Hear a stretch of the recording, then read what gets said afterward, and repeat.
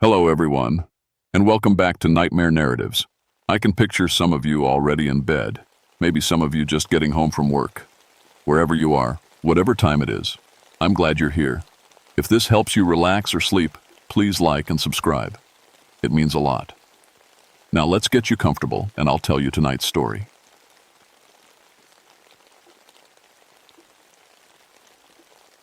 My name is Benjamin Ironwood, and I've been a park ranger for 11 years.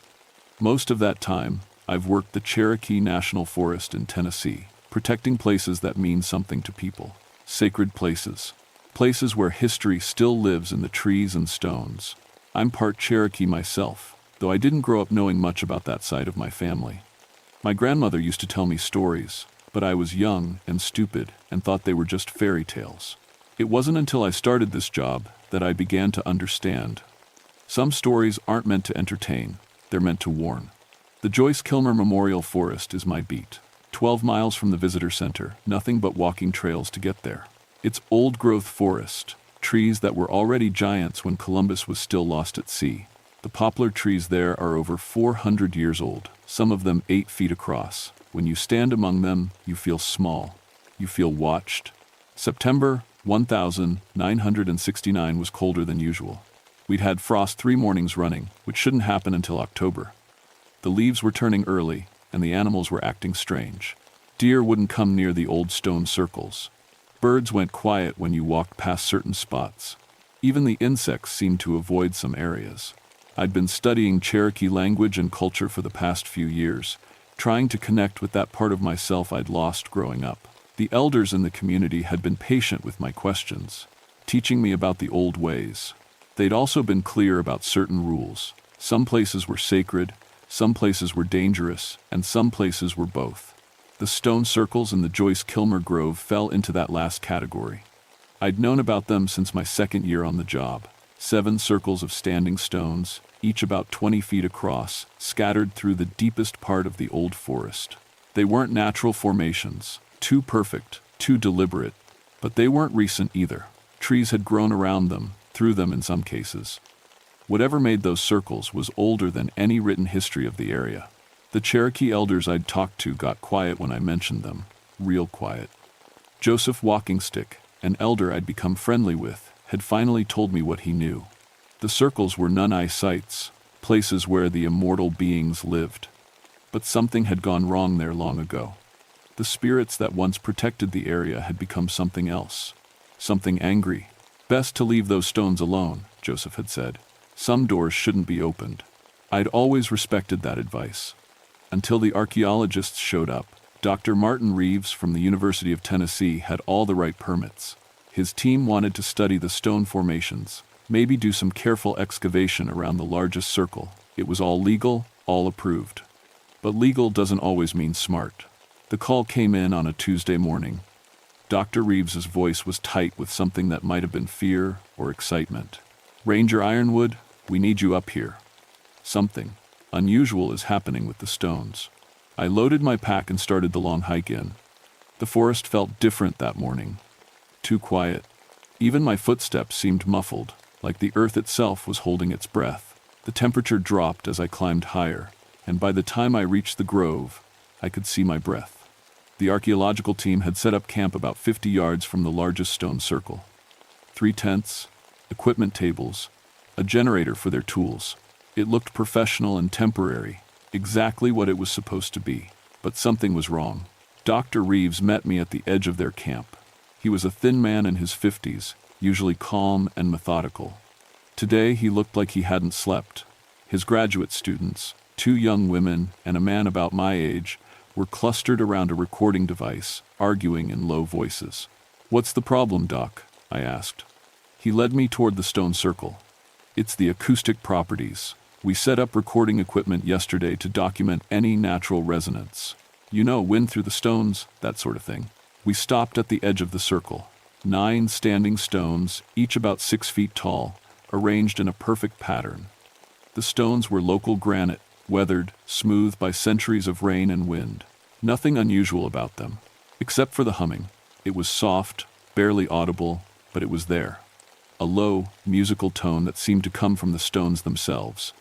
Not wind, not insects. Something else.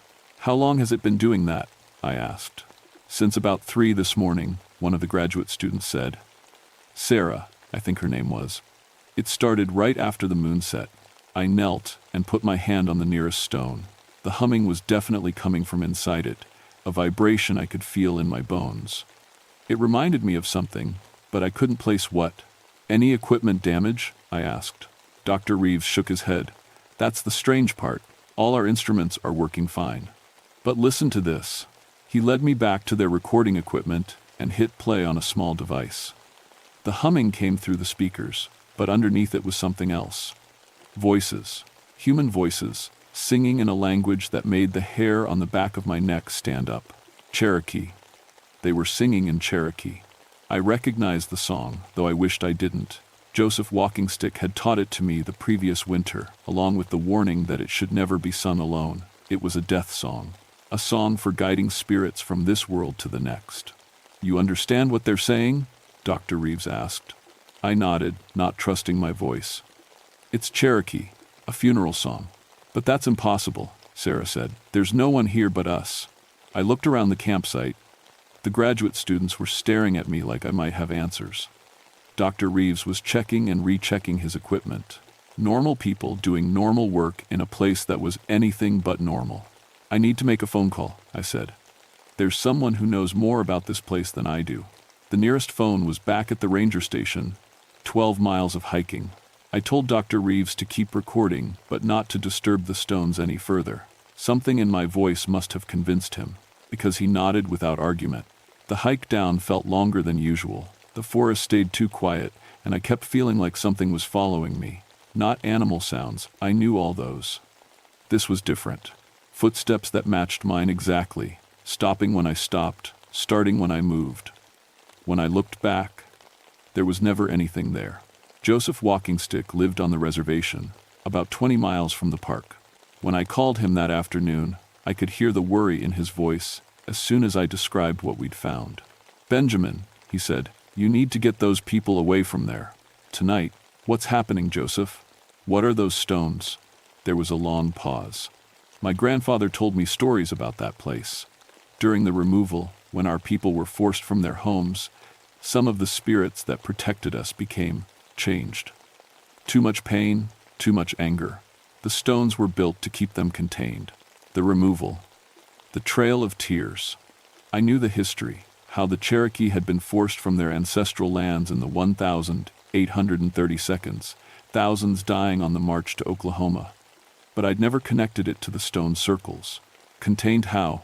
Ceremony, sacred songs, offerings. But if the stones are singing death songs, Joseph's voice trailed off. That means something has weakened the binding.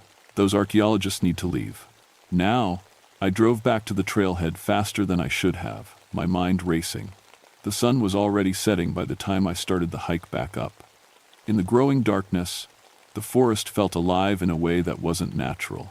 Shadows moved without wind, branches creaked without weight.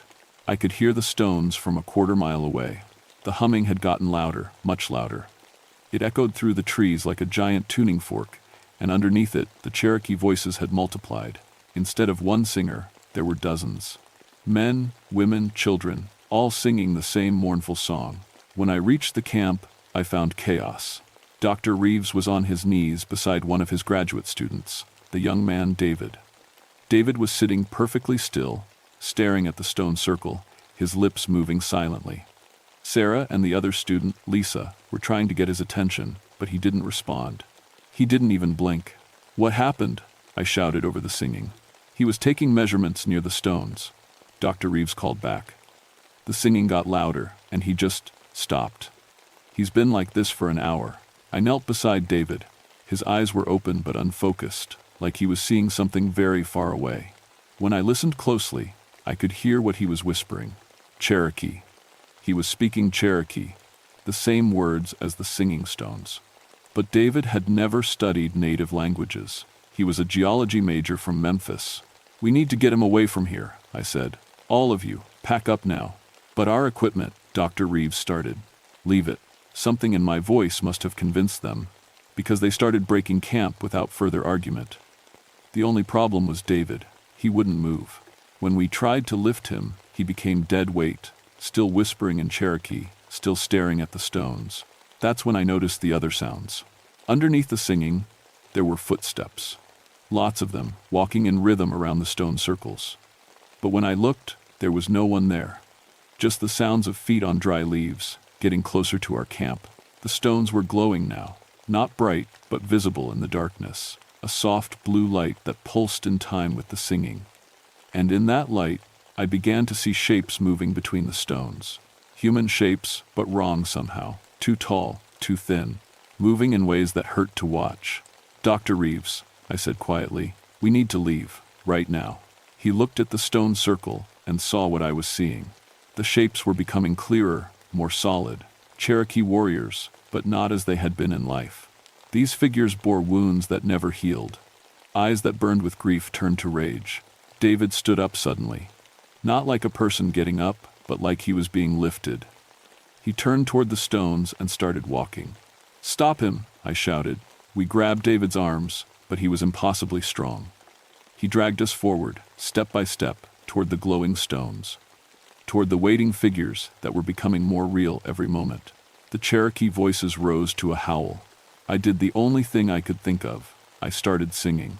Not the death song that was echoing from the stones, but something Joseph had taught me.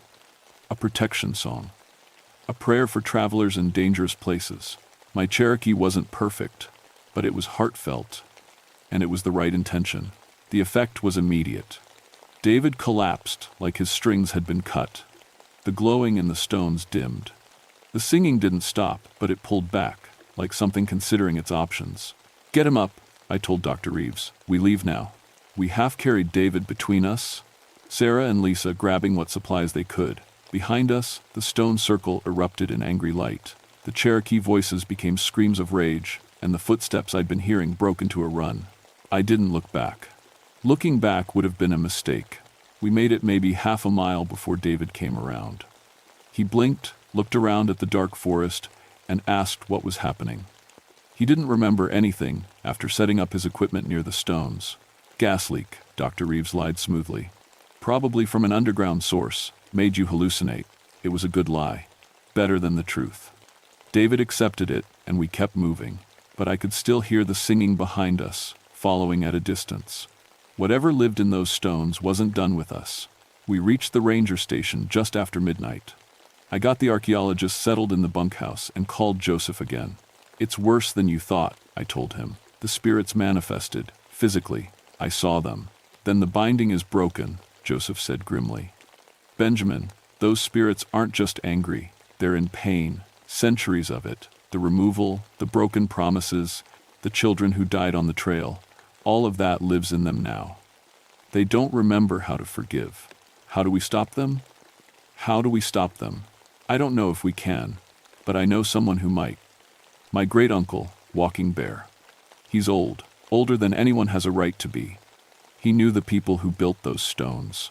Joseph arranged to meet me the next morning. Dr. Reeves and his team were eager to leave, filing their reports and packing their equipment.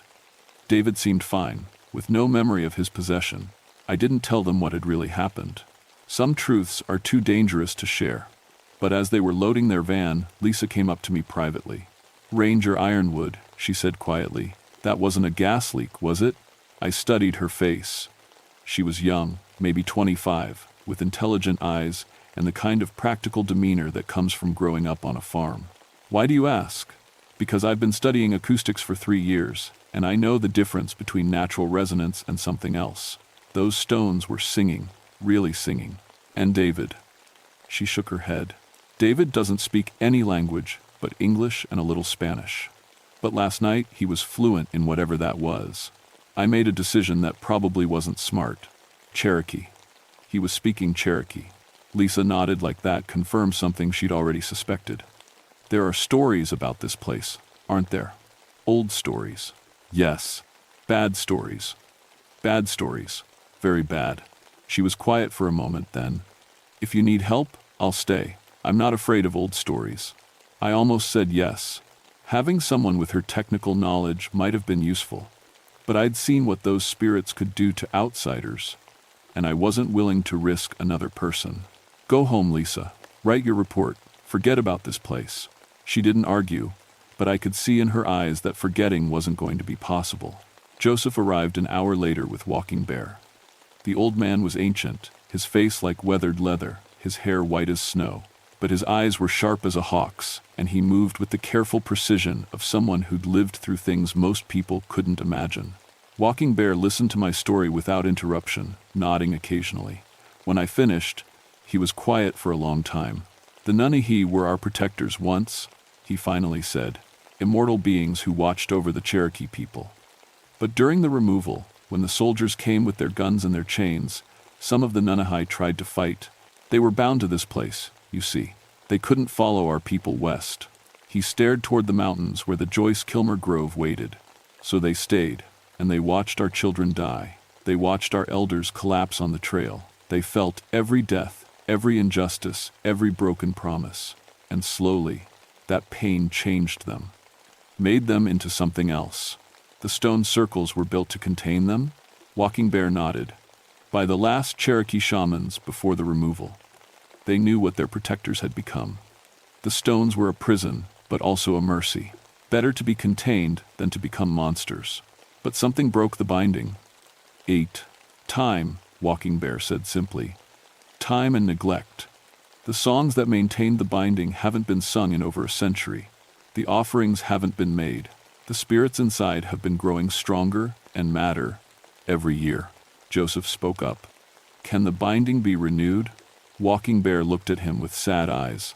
Perhaps. But it would require the old ceremonies, the old songs, and someone willing to take the risk. What risk?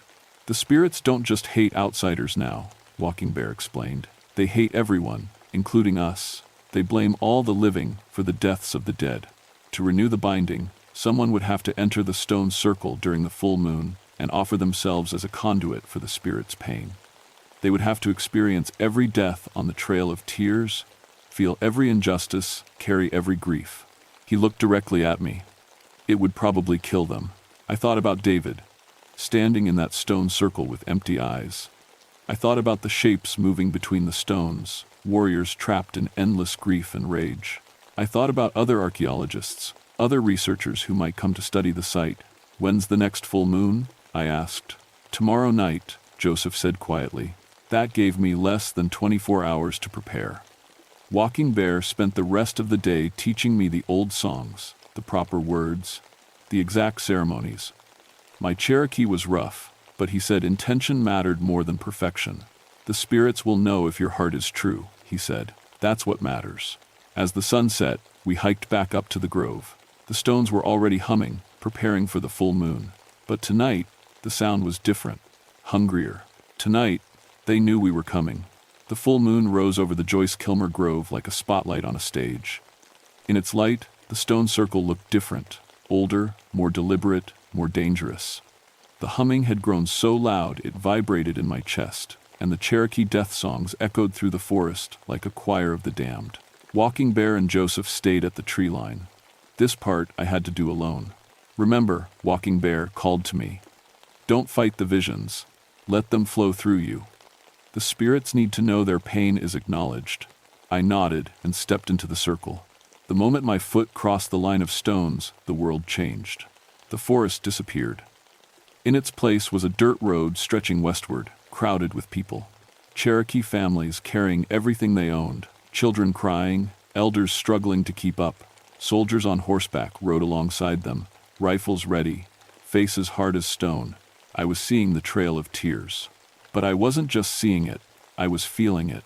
The hunger that gnawed at empty bellies, the cold that bit through thin clothes, the desperation of mothers watching their children weaken, the rage of fathers unable to protect their families. The spirits in the stones had been forced to watch this, all of it, every step, every death, every moment of suffering. And they'd been powerless to help. Asterisk, now you see, asterisk, a voice said in my mind. Asterisk, now you understand our pain. Asterisk. The spirit that spoke wasn't visible, but I could feel its presence.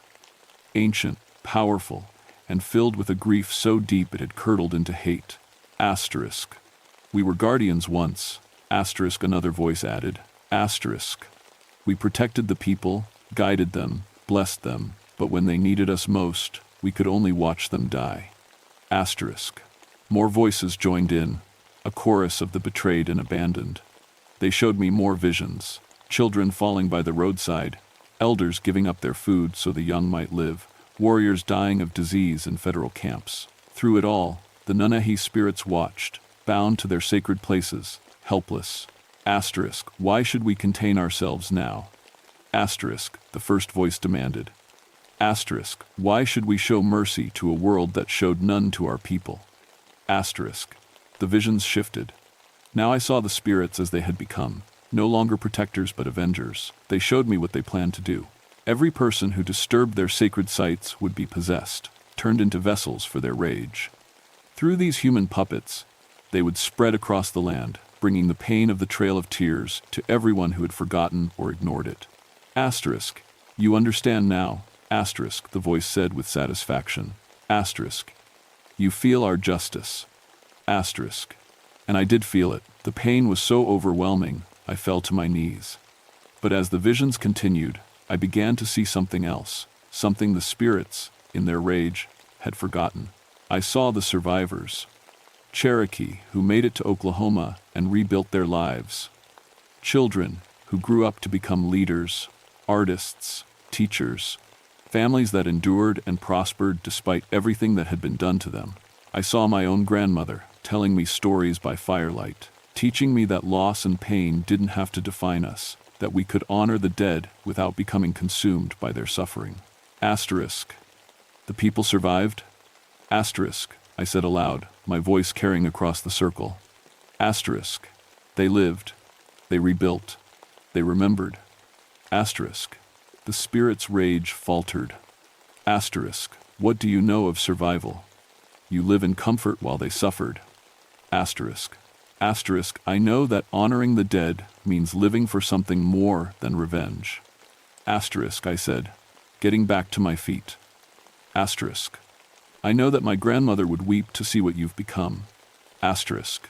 I began to sing the protection song Joseph had taught me, but I changed the words. Instead of asking for protection from the spirits, I sang about protecting them. Protecting them from their own pain, offering them rest instead of endless anger. The response was immediate and violent. The spirits manifested fully, appearing as Cherokee warriors but wrong, distorted by rage and pain.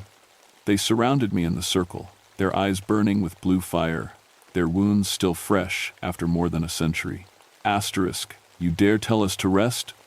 Asterisk, they screamed. Asterisk, you dare speak of peace while our children's bones bleach in unmarked graves?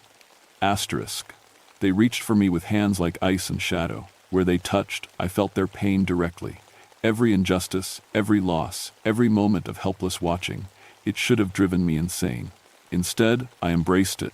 Asterisk, I don't tell you to forget. Asterisk, I said, my voice steady despite the agony coursing through me. Asterisk, I tell you to transform. Take this pain and make it into something that honors those who died. Become guardians again, not destroyers. Asterisk. Asterisk, how? Asterisk, one of them demanded. Asterisk, how do we guard a world that hates us? Asterisk. Asterisk, by protecting the sacred places, by ensuring the stories are remembered, by being teachers instead of killers. Asterisk. I was burning from the inside out, their collected pain threatening to tear me apart. But I held on to the vision of my grandmother, of the strength she'd shown in the face of loss, of the choice she'd made to build something beautiful instead of something destructive. Asterisk, the stone circles don't have to be prisons. Asterisk, I said. Asterisk, they can be classrooms, places where people learn the truth of what happened here, where the dead are honored properly. Asterisk. For a moment, the spirits wavered. I could feel them considering my words, remembering what they had been before pain changed them. Then the strongest of them, the one who had spoken first, stepped forward. Asterisk, you would take our pain into yourself? Asterisk, it asked. Asterisk, all of it? Every death, every loss, every moment of suffering? Asterisk. I knew what it was asking. The binding that contained them needed an anchor, someone willing to carry the weight of their grief. someone who could feel it without being destroyed by it. Yes, I said. The spirit reached out and touched my forehead. The world exploded into pain. I woke up 3 days later in a hospital in Knoxville. Joseph was sitting beside my bed, his face drawn with worry. "How do you feel?" he asked. I took inventory. My body ached like I'd been hit by a truck, but I was alive. More importantly, I was still sane. The memories of the Trail of Tears were still with me, but they felt different now. Not like foreign pain forced into my mind, but like stories I'd been entrusted to carry. "What happened after I passed out?" "The spirits accepted your offer," Joseph said. "The binding is renewed, but different than before. Instead of a prison, the stone circles are now monuments, I suppose. Sacred places where the dead are honored instead of trapped. And the spirits? At peace, as far as we can tell. Walking Bear says they'll remain in the stones, but as guardians again, not prisoners. They'll protect the sacred sites and teach those who come seeking knowledge with proper respect." I sat up slowly, my head spinning. "What about the official reports?" "Dr. Reeves filed a recommendation that the stone circles be designated as culturally sensitive areas, off limits to archaeological study. The university agreed. The site will remain protected. That was something, at least. But I knew this was bigger than just one grove of stones. Over the following weeks, as I recovered and returned to work, I began hearing reports from other rangers across the southeast. Stone circles in North Carolina were humming at night. Burial mounds in Georgia were glowing during thunderstorms.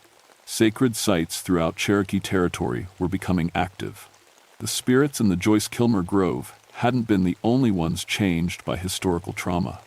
There were others, in other places, carrying their own pain and rage. And now that one group had found peace, the others were stirring. I started reaching out to tribal elders across the region, sharing what I'd learned. Some were skeptical, but others had their own stories about sacred sites becoming dangerous. Together, we began developing protocols for approaching these places with proper respect and ceremony. Lisa, the graduate student from Dr. Reeves' team, contacted me a month later. She'd been researching Cherokee sacred sites across the southeast and had compiled a list of over 40 locations with similar stone formations. All of them had reports of unusual acoustic phenomena. All of them were connected to Trail of Tears routes. "I want to help," she said when she visited the ranger station. "I want to learn the proper way to study these places." I introduced her to Joseph and Walking Bear. If she was serious about this work, she needed to understand the cultural context, not just the technical aspects. She proved to be a dedicated student, learning Cherokee history and language with the same intensity she'd once applied to acoustics. 6 months later, we formed an official partnership between the National Park Service and the Cherokee Nation. Our job was to identify and protect sacred sites that might be affected by historical trauma, and to develop proper protocols for studying them without causing harm. It wasn't easy work. Some spirits were more willing to communicate than others. Some required complex ceremonies that took weeks to complete, and some were so consumed by rage that they couldn't be reasoned with at all. But we made progress. Site by site, circle by circle, we began the long work of healing places that had been wounded by history. The stone circles in Joyce Kilmer still sing, but their songs have changed. Instead of death chants, they now sing welcome songs for visitors who approach with respect. Instead of trapping spirits in endless grief, they serve as bridges between the living and the dead. I still hear the voices sometimes, especially during the full moon. But they're different now. Peaceful, grateful. They tell me stories about the old days, teach me songs I would never have learned otherwise, and remind me of truths that textbooks can't capture. Walking Bear passed away last winter, but not before teaching me the deepest ceremonies, the ones that can heal spiritual wounds that have festered for generations. He told me the work would take more than my lifetime to complete, but that it was worth doing anyway. "Every sacred site we heal," he said, "makes the world a little more balanced, a little more whole." Sometimes tourists ask me about the stone circles when they're planning hikes in the Joyce Kilmer Grove. I tell them they're ancient Cherokee sacred sites that should be approached with respect. I don't mention the spirits, or the ceremonies, or the visions. Most people aren't ready for that truth. But I always end with the same warning Walking Bear gave me years ago. Some places are sacred for good reason. Respect the barriers, honor the dead, and remember that every place has a story. Some of those stories are still being told. The work continues. There are more sites to heal, more spirits to counsel, more bridges to build between past and present. It's not the kind of park ranger job I thought I was signing up for 11 years ago, but it's the one I was meant to do. In the deep places of the forest, where ancient trees stand guard over older secrets, the stones still sing. But now their songs are prayers instead of curses, welcome instead of warning, healing instead of harm. The dead have found their peace. Now it's up to the living to keep it.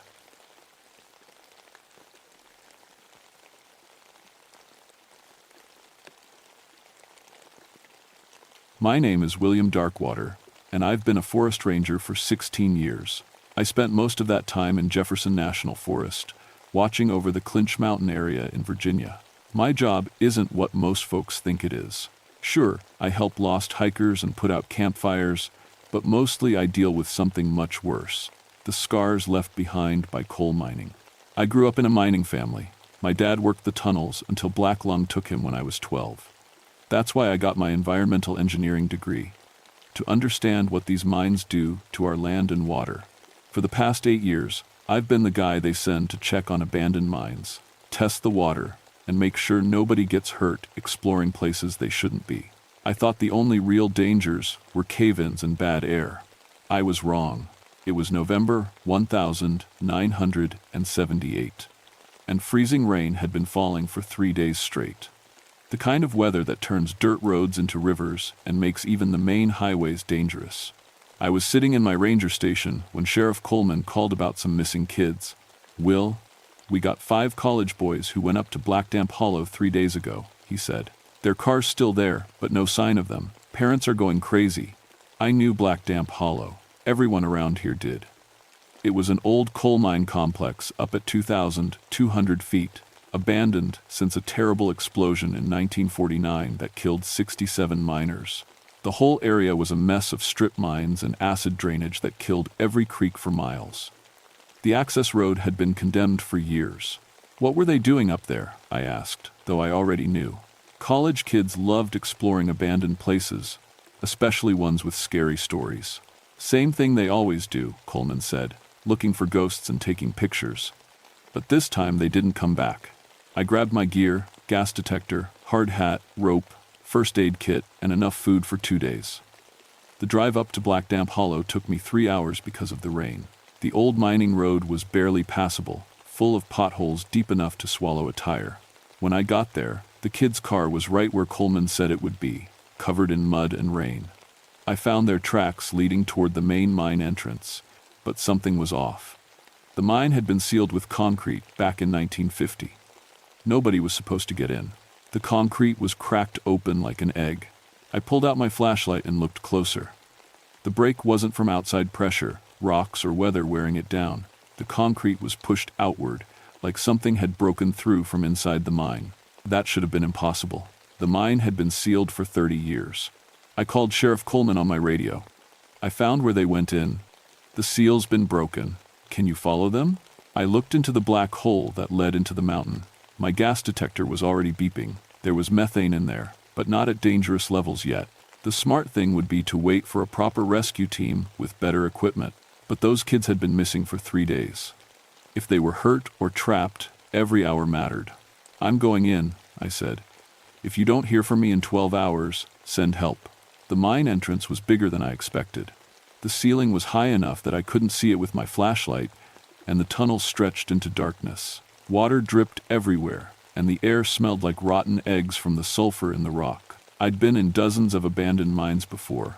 They all felt dead, empty spaces where nothing lived anymore. But this one felt different. It felt like it was watching me. My boots echoed in the tunnel as I walked deeper. The kids' footprints were still visible in the mud, along with their trash, candy bar wrappers, and empty soda cans. At least I was going the right way. After about 100 yards, I found something that made me stop cold. There were other footprints in the mud, but these weren't from sneakers or hiking boots. They were from old-fashioned work boots, the kind miners wore decades ago. And they were fresh. Someone else was in these mines. Someone who dressed like it was still 1949. I checked my gas detector again. The The readings were weird. The methane levels kept jumping up and down like the air itself couldn't make up its mind. That shouldn't happen. Gas pockets don't move around like that. I kept following the tunnel deeper into the mountain. The walls were covered in white mineral deposits from the acid water, and every sound echoed like I was inside a huge church. After another 100 yards, I found more of the kids' stuff, a backpack and a broken camera. That's when I heard it for the first time. A sound I'd never heard before, but somehow knew immediately. The low, mournful wail of a mine whistle, the kind they used to blow at shift change, calling workers in and out of the tunnels. But there hadn't been a working mine here for 30 years. The sound came from deeper in the mine, and it made my skin crawl. I checked my watch, 3:33 a.m. Who blows a whistle at 3:33 inches the morning? I should have left right then.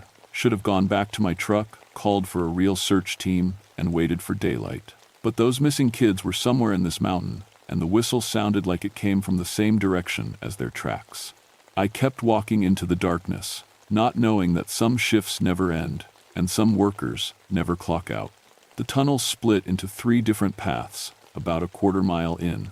I stopped to study the ground, trying to figure out which way the kids had gone. Their footprints were getting harder to see on the rocky floor, but I could still make out sneaker treads going down the middle tunnel. That's when I noticed something that made my blood run cold. Those old-fashioned work boot prints were following the same path. Not just following Blooded Buddy, they were on top of the kids' prints. Fresh boot prints over 3-day-old sneaker tracks. Someone had walked this exact route after the kids came through. I pulled out my radio to call Sheriff Coleman, but got nothing but static. The rock was too thick to get a signal out. I was on my own until I got back to the surface. The middle tunnel sloped downward, and the air got thicker as I went deeper. My gas detector started beeping more often. Not dangerous yet, but getting close. The walls here were different too. Instead of natural rock, they were held up by old wooden beams that creaked when the mountain settled. Some of those beams had dates carved into them: 1947, 1948, 1949. The last year the mine was active.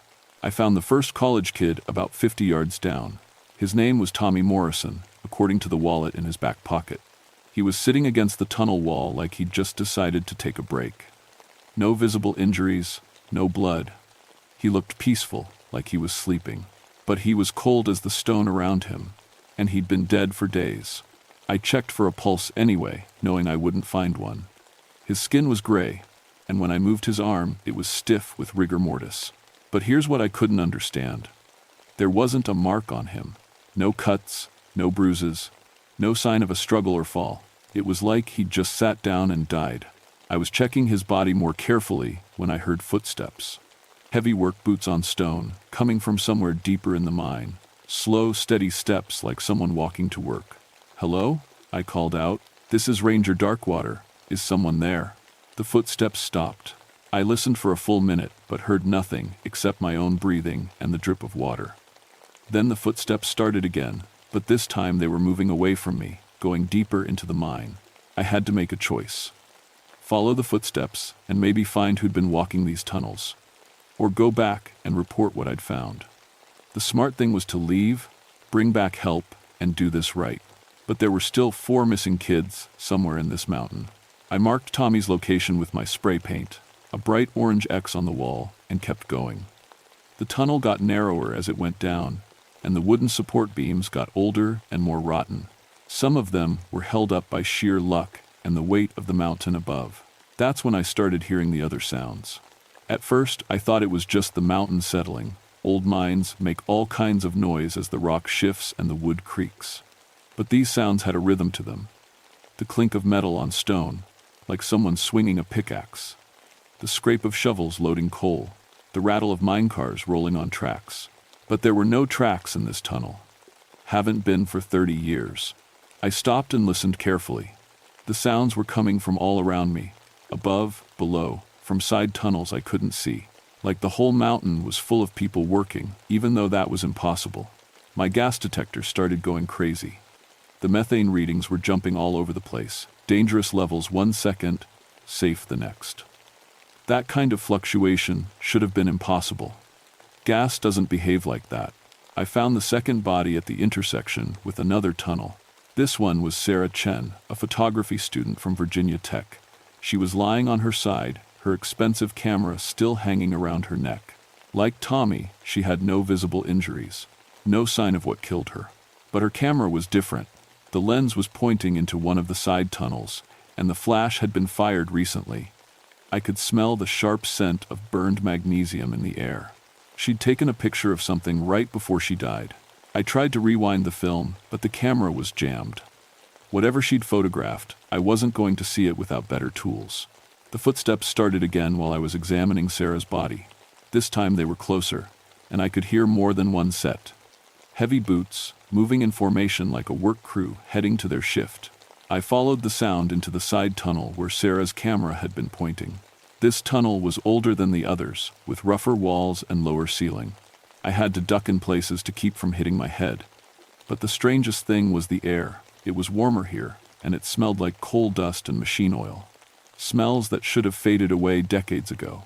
The tunnel opened into a large chamber carved out of the rock. My flashlight couldn't reach the far walls, but I could see rusty equipment scattered around, pickaxes, shovels, and what looked like an old minecart full of coal. Fresh coal. Still black and shiny, not covered in the white mineral deposits that coated everything else in the mine. I walked over to the minecart and touched the coal. It crumbled in my fingers like it had just been dug out of the rock, but that was impossible. This mine had been abandoned for 30 years. That's when I saw him. A man in old-fashioned work clothes was standing on the other side of the chamber. Overalls, heavy boots, and a dented hard hat with a carbide lamp attached to the front. He was loading coal into another cart, working steadily like he had all day to finish the job. I called out to him, but he didn't look up. Just kept working, his shovel scraping against the rock with each load. I walked closer, my flashlight beam getting stronger as I approached. The man was pale, almost gray, and there was something wrong with the left side of his face. It looked crushed, like he'd been hit by falling rock. "Sir, are you okay?" "I'm a ranger. I'm here to help." He looked up at me then, and I saw his eyes. They were black holes in his face, deeper than any mine shaft. When he smiled, I could see that most of his teeth were missing. "Shift ain't over," he said in a voice like gravel rolling down a hill. "Still got coal to load." I took a step back, my hand moving to the radio that I knew wouldn't work. This man should have been in a hospital, not loading coal in an abandoned mine. His injuries looked fatal. "How long have you been down here?" I asked. "Since the whistle blew," he said. "Always work till the whistle blows." He went back to loading coal, like our conversation was over. I watched him for a few seconds, trying to understand what I was seeing. His movements were too smooth, too regular, like a machine that never got tired. I backed away slowly, keeping my flashlight on him until I reached the tunnel entrance. Then I turned and ran back to the main passage, my heart pounding and my breath coming in short gasps. I had to find the other 3 kids and get out of this place. Whatever was happening in these mines, it wasn't natural. And I was starting to think those college kids hadn't just gotten lost. They'd found something that didn't want to be found. I made it back to the main tunnel, but my hands were shaking so bad I could barely hold my flashlight steady. What I'd seen in that chamber didn't make sense. A man with fatal injuries, loading fresh coal in a mine that had been dead for 30 years. But I couldn't think about that now. 3 kids were still missing, and I had a job to do. I kept following the tunnel deeper, looking for more orange paint marks or dropped belongings. The sounds of mining work were getting louder. Pickaxes, shovels, the rumble of mine cars. Sometimes I heard voices too. Men calling to each other in the darkness. But every time I tried to follow the sounds, they seemed to move away from me. My gas detector was acting stranger by the minute. The readings kept spiking into dangerous territory, then dropping back to normal. That kind of fluctuation could mean pockets of gas moving around, but I'd never seen anything like it.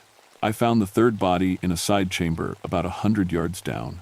Marcus Webb, age 20. He was sitting at what looked like an old wooden table, his head resting on his arms like he'd fallen asleep reading. There was a book open in front of him, some kind of local history about the mines. But just like the others, there wasn't a mark on him. That's when I noticed something that made my skin crawl. Marcus was still warm, not body temperature, But not cold like Tommy and Sarah had been, like he'd died recently, very recently. I checked my watch. I'd been in the mine for 3 hours. If Marcus had just died, that meant something had killed him while I was down here. Something I might run into next. I was about to leave when I saw the notebook beside his book. Marcus had been taking notes, writing down everything he'd learned about the mine. I flipped through the pages, looking for anything that might help me understand what was happening. Most of it was just historical facts. The mine opened in 1923, employed over 300 men at its peak, produced anthracite coal for steel mills. But the last entry was different. Shift whistle blows every night at 3:33 a.m. Workers report for duty even though they died in the explosion. Mine superintendent says they can't clock out until the safety inspection is complete. Been waiting 30 years for someone to finish the job. I looked at my watch again. 4:15 a.m. I'd heard the whistle at 3:33, just like Marcus had written. But that was impossible. Shift whistles don't blow themselves. I was reading more of his notes when I heard a new sound. Footsteps again, but these were different, faster, more urgent. And they were coming toward me. I grabbed Marcus's notebook and stuffed it in my jacket, then got ready to move. The footsteps were getting closer, and I could hear breathing, raspy, labored breathing like someone with damaged lungs. A man appeared at the chamber entrance.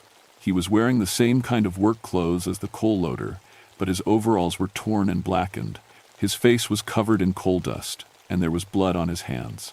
"You, the safety inspector?" he asked. I didn't know what to say. This man looked like he'd been in an explosion, but he was standing and talking like nothing was wrong. "I'm a ranger," I said carefully. "I'm looking for some missing people." "Safety inspector's supposed to come check the tunnels," he said, ignoring my answer. "Been waiting since 49. Can't finish the shift without the safety check." He took a step into the chamber, and I could see more of his injuries. There was a piece of metal sticking out of his chest, and one of his arms hung at an unnatural angle. But he didn't seem to notice. "Dangerous down here," he continued. "Gas pockets, weak timbers, water seepage. Need the inspector to sign off before we can clock out." I was backing toward the other exit when more men appeared. 5 or 6 of them, all in mining clothes, all with terrible injuries that should have killed them. They moved like they were sleepwalking, but their eyes were focused on me. "You got the safety equipment?" one of them asked. "Clipboard and forms?" I looked at my gear. Gas detector, rope, first aid kit. Not exactly safety inspection equipment, but maybe close enough. "I need to check the whole mine," I said, hoping I sounded official. "Can't sign off on anything until I've seen all the tunnels." They looked at each other, like they were having a conversation I couldn't hear. "Foreman's down in Section C," one of them finally said. "He's got the paperwork you need." "Where's Section C?" "Follow the main tunnel to the bottom. Can't miss it. Biggest chamber in the mine." They stepped aside to let me pass, but I could feel their eyes on me as I left the chamber. Whatever these men were, they wanted something from me. And I had a feeling that if I couldn't give it to them, I'd end up like Marcus, dead at a table with no injuries to explain it. The main tunnel kept going down, deeper into the mountain. The air was getting thicker, and my gas detector was beeping almost constantly now. I should have turned back, called for help, done this the right way. But I kept thinking about those kids, and about the men I'd seen. If they really were the miners who died in 1949, then they'd been trapped down here for 30 years. Maybe finishing this safety inspection was the key to helping everyone. I found the 4th body at the entrance to Section C. Jennifer Walsh, age 19. She was lying on her back, staring at the ceiling with empty eyes. But unlike the others, she was holding something in her hand, a piece of paper with writing on it. I pried her fingers open and read what she'd written. "They think I'm the safety inspector, playing along until I can find David. They keep talking about finishing the shift, something about a gas explosion that was preventable. They're angry about safety violations that killed them. David must be the 5th student." I folded the paper and put it in my pocket, then looked into Section C. It was huge, a chamber carved out of solid rock, big enough to park a dozen trucks. Old equipment was scattered everywhere, mine cars, conveyor belts, drilling machines, and all of it looked like it was still in use. Men were working throughout the chamber, dozens of them, loading coal, checking equipment, measuring gas levels with instruments from the 1000 940 seconds. All of them had fatal injuries. All of them ignored me as I walked through. At the far end of the chamber, I found what I was looking for, a man in a supervisor's outfit, sitting at a desk made from rough planks. He had a clipboard and was making marks on sheets of paper. And sitting beside his desk, very much alive, was the fifth student, David Park, age 21. He was pale and shaky, but breathing. When he saw me, relief flooded his face. "Thank God," he whispered. "I thought no one would find me." I walked over to him carefully, keeping an eye on the supervisor. The man looked up from his paperwork and studied me with eyes like black coal. "You the replacement inspector?" he asked. "That's right," I said. "I need to take my assistant here and check the rest of the mine." "Can't do that," the supervisor said. "Inspection's almost done. Been working on it for 30 years. Just need someone to sign the final report." He handed me the clipboard. The paperwork was yellowed with age, but the writing was clear. It was a safety inspection report dated the 15th of October 1949, the day before the explosion. According to the report, the mine was full of safety violations, inadequate ventilation, dangerous gas levels, faulty equipment. The kind of problems that could cause a massive explosion if they weren't fixed. "Sign it," the supervisor said. "Make it official. Then we can clock out and go home." I looked around the chamber. All the workers had stopped what they were doing and were watching me, waiting for me to sign a piece of paper that might have saved their lives if someone had paid attention 30 years ago. But if I signed it, what would happen to David? To me? Would we become part of their eternal shift, trapped in this mountain forever? I had to make a choice, and I had about 30 seconds to make it, because the miners were starting to move closer, their black eyes fixed on the clipboard in my hands. I looked at the clipboard again, reading through the safety violations more carefully. Gas buildup in Section B. Rotted support timbers in the main shaft. Faulty ventilation that couldn't clear dangerous fumes. Every single problem that had caused the 1,949 explosion was documented right there. "This inspection was completed before the explosion," I said to the supervisor. "Why didn't anyone act on it?" His face darkened with an anger that had been burning for 30 years. "Company man said it would cost too much to fix," he said. "Told us to keep working anyway. Said miners were cheaper to replace than equipment." I understood now. These men had died because someone chose profit over safety. They'd been trying to complete their inspection for 30 years, waiting for someone with authority to make it official. "If I sign this, what happens?" "Justice," he said. "Company pays for what they done. Families get compensation, and we get to rest." It sounded reasonable, but I could see the trap. If I signed that paper, I'd become part of their world, part of the mine that never closed, the shift that never ended. David was looking at me with desperate eyes. He knew what I was thinking. "Don't do it," he whispered. "I've been here for 2 days. Every time someone tries to leave, they end up like the others. Dead, with no explanation." The supervisor stood up from his desk, and I could see his injuries clearly now. Half his chest was caved in from falling rock, and one leg was bent at an impossible angle. But he moved like those injuries didn't matter. "Sign the paper," he said again. "Time to finish the job." All around the chamber, the workers were moving closer. I counted at least 40 of them, all with the same black eyes and terrible wounds, all waiting for me to complete the inspection that might have saved their lives. But there was something else in Marcus's notebook that I remembered. Something about the mine superintendent saying they couldn't clock out until the safety inspection was complete. "What if I could get the inspection done properly?" I asked. "With modern equipment, official documentation, everything the way it should be?" The supervisor paused. "You'd do that?" "I'm an environmental engineer," I said. "Checking mine safety is part of my job. But I need to do it right. With proper equipment, official forms, the works. That means going back to the surface." "No one leaves," one of the workers called out. "Not until the job's done." "But the job can't be done properly down here," I argued. "I need gas spectrometers, structural analysis equipment, official state forms. You want this inspection to mean something? It has to be done right." The miners looked at each other, having another one of those silent conversations. I could feel the tension in the air, like the whole mountain was holding its breath. Finally, the supervisor nodded. "You come back. You do the inspection proper. Then we can rest. I'll come back, I promised, but I need to bring David with me. He's my assistant. The boy stays, the supervisor said. Insurance that you'll keep your word. That's when I knew I had to try something desperate. I pulled out my gas detector and held it up so they could all see it. This shows dangerous gas levels throughout the mine, I said. According to federal safety regulations, everyone needs to evacuate immediately. The beeping was getting faster as the methane levels climbed. We were approaching the kind of concentration that could explode with just a spark. You're all in immediate danger, I continued. My authority as a federal safety inspector requires me to order an emergency evacuation. I was stretching the truth. I wasn't a safety inspector, just a ranger with environmental training. But sometimes you have to use the authority people think you have. The supervisor looked confused. Evacuate? Everyone out, right now. That's a direct order from the U.S. Forest Service. The gas levels were climbing higher.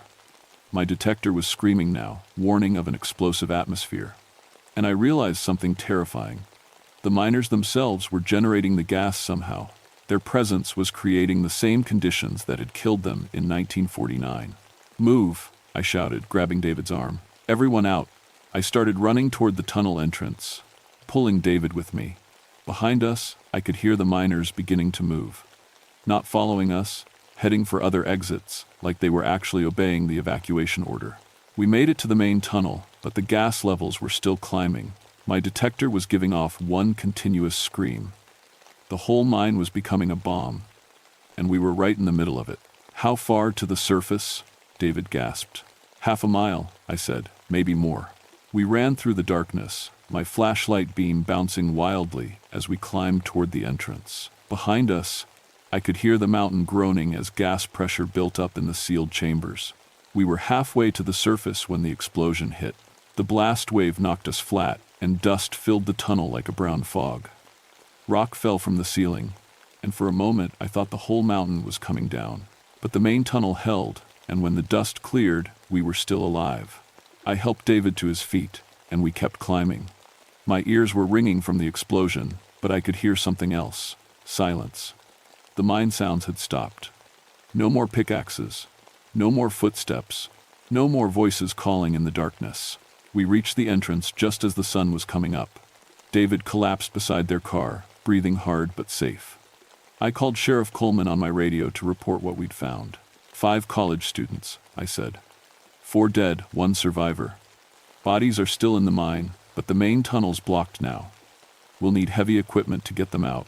What I didn't tell him was that the 4 dead students looked peaceful when I last saw them. Like they were finally sleeping, instead of sitting at attention waiting for something that would never come. And I didn't tell him about the miners I'd seen, or the safety inspection I'd promised to complete.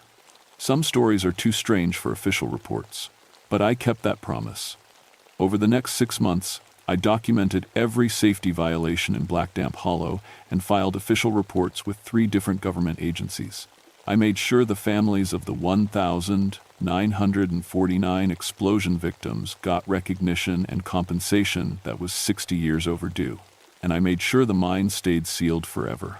The official report said 4 college students died from gas exposure in an abandoned mine. Carbon monoxide poisoning, probably from their camping stove in a confined space. Their bodies were recovered 3 weeks later when the tunnel was cleared.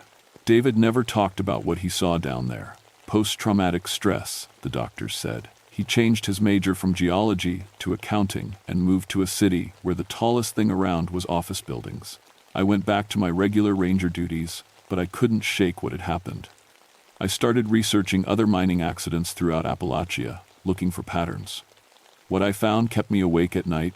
There are abandoned mines all through these mountains, hundreds of them, maybe thousands. And in almost every case, the companies that owned them cut corners on safety, ignored violations, and put profits ahead of human lives. Workers died in explosions that could have been prevented. They died in cave-ins from rotted timbers that should have been replaced. They died from gas that should have been ventilated, water that should have been pumped out, equipment that should have been maintained. And according to the stories locals tell, many of those mines still aren't quiet. I get calls every few months from other rangers, asking me to check out strange reports from abandoned mine sites. sounds of equipment running, work lights shining in sealed tunnels, men in old-fashioned mining clothes walking roads that haven't existed for decades. I always go. It's part of my job now, not the official job, but the real one, making sure the inspections get done right, making sure the safety violations get documented and reported, even if it's 30 or 50 or 70 years too late. Because some workers never clock out. They stay on the job until someone with authority acknowledges what went wrong and takes steps to make sure it doesn't happen again. Most of the time, a proper safety inspection and official documentation is enough. File the right paperwork, make the violations official, ensure the families get recognition, and the sounds stop. The mines go quiet, but not always. There's a mine up near Beckley where they say you can still hear the shift whistle every night at midnight. Another one outside Welch, where locals report seeing mine cars full of coal rolling down abandoned tracks. And there are newer sites, too. Mines that closed in the 1,970 seconds and 1,980 seconds, where safety violations are still being covered up by companies that don't want to pay for proper cleanup. I've got files on all of them, maps, inspection reports, corporate documents, showing when safety concerns were ignored. It's become my specialty. Industrial accidents, where the dead don't stay dead because justice was never served. My supervisors think I'm too focused on old history. They want me to concentrate on current environmental issues, not accidents from decades ago. But they don't understand that, in these mountains, the past isn't really past. It's still working underground, still waiting for someone to acknowledge what went wrong. I named my daughter Sarah, after the photography student who died taking pictures of something she probably shouldn't have seen. She's 5 now, and sometimes she asks me why I work so late, reading through old files and writing reports about mines that closed before she was born. I tell her, it's because some jobs can't be finished until they're done right, and some workers deserve better than they got, even if it takes decades to make things fair. Next month, I'm driving up to West Virginia to check out reports from a mine that closed in 1987. Company declared bankruptcy and walked away from their safety obligations. Locals say they hear drilling sounds at night and equipment moving around inside sealed tunnels. Sounds like another unfinished shift to me, because here's what I learned in Black Damp Hollow. When you die doing a job that someone else made dangerous to save money, you don't get to rest until that someone takes responsibility. The miners aren't haunting these mountains out of anger. They're still working, still trying to keep other people safe. They're the best safety inspectors these mines ever had. They know every violation, every shortcut, every corner that was cut to save $1 while human lives hung in the balance. All they want is for someone with authority to admit what really happened and make sure it doesn't happen again. That's not too much to ask from the people who died keeping our lights on and our steel mills running. The least we can do is finish the job they started. Some shifts run longer than others, but every shift ends eventually if you're willing to do the work.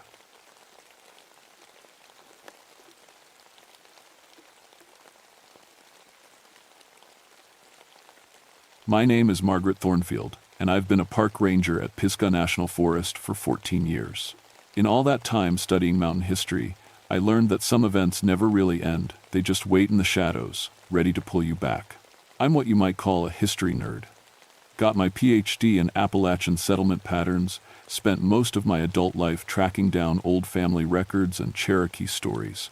At 38, I'm unmarried by choice, married to these mountains instead. My specialty is historical preservation and visitor education, which means I spend my days teaching tourists about the past while making sure they don't hurt themselves in the present. Looking Glass Rock has been my beat for the past 5 years. It's a massive granite dome that rises 3,969 feet into the North Carolina sky, about 8 miles from the Blue Ridge Parkway. The Cherokee used it as a lookout point for centuries before European settlers arrived in the 1,780 seconds. That's when things got ugly, conflicts between the Cherokee and incoming families that ended in bloodshed and mystery. March 1984 started with one of those weird late winter thaws we get sometimes. Fog banks rolled through the valleys like ghosts, and the weather couldn't make up its mind whether it wanted to be winter or spring. I was used to hikers getting lost in conditions like these, but what happened that month was different. It started with a report from two college kids who'd been camping near Looking Glass Rock. They came stumbling into the ranger station, eyes wide and talking fast about running into colonial reenactors on the hiking trails. They were dressed like people from the 1700s, the girl said, wrapping her hands around a cup of coffee. Perfect costumes, everything hand-sewn, but they were way up on the rock, where you can't even drive equipment. Her boyfriend nodded. And they knew things. Personal things. The older man knew my grandmother's maiden name, stuff that's not in any public records. I've dealt with plenty of weird tourist stories over the years. People see what they want to see in these mountains. But something about their faces bothered me. They weren't the type to make things up for attention. They looked genuinely shaken. "Did you get any pictures?" I asked. They looked at each other. "That's the weird part," the boy said. "Our camera wouldn't work up there. Dead battery, even though it was fully charged that morning." I took down their report and filed it away, figuring I'd do a routine safety check the next morning. Maybe there really was some unauthorized camping group up there, people taking their historical hobby a little too seriously. It wouldn't be the first time. The next day dawned clear and cold. I packed my usual gear, first aid kit, radio, GPS unit, camera, and started up the trail to Looking Glass Rock. The path is steep and rocky, the kind that keeps casual hikers away. You have to really want to get up there. About halfway up, I found the first thing that didn't make sense. It was a button, brass and hand-forged, the kind they used in the late 1700s. I knew because I'd seen dozens of them in museum collections. But this one was lying right on the trail, fresh dirt still clinging to it like it had just been dropped. I picked it up and turned it over in my palm. No machine marks, no modern manufacturing signs, just old, honest metalwork that would cost hundreds of dollars to reproduce accurately today. My first thought was that one of the reenactors had lost it. But as I climbed higher, I found more things. A hand-forged iron buckle, a fragment of hand-woven cloth, a musket ball, flattened like it had hit something hard. All of it scattered along the trail like breadcrumbs leading up to the rock. The hair on my neck started to stand up. In 14 years of walking these mountains, I'd never found artifacts like this. And definitely not lying loose on a hiking trail where hundreds of people passed every month. When I reached the top of Looking Glass Rock, the fog was rolling in thick from the valleys below. The granite dome stretched out like a gray ocean, and visibility dropped to maybe 20 feet in any direction. That's when I heard the voices.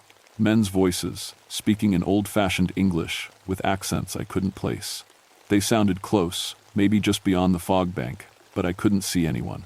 I called out, "Hello, this is the Park Service. Are you folks okay up here?" The voices stopped. Complete silence except for the wind moving through the fog.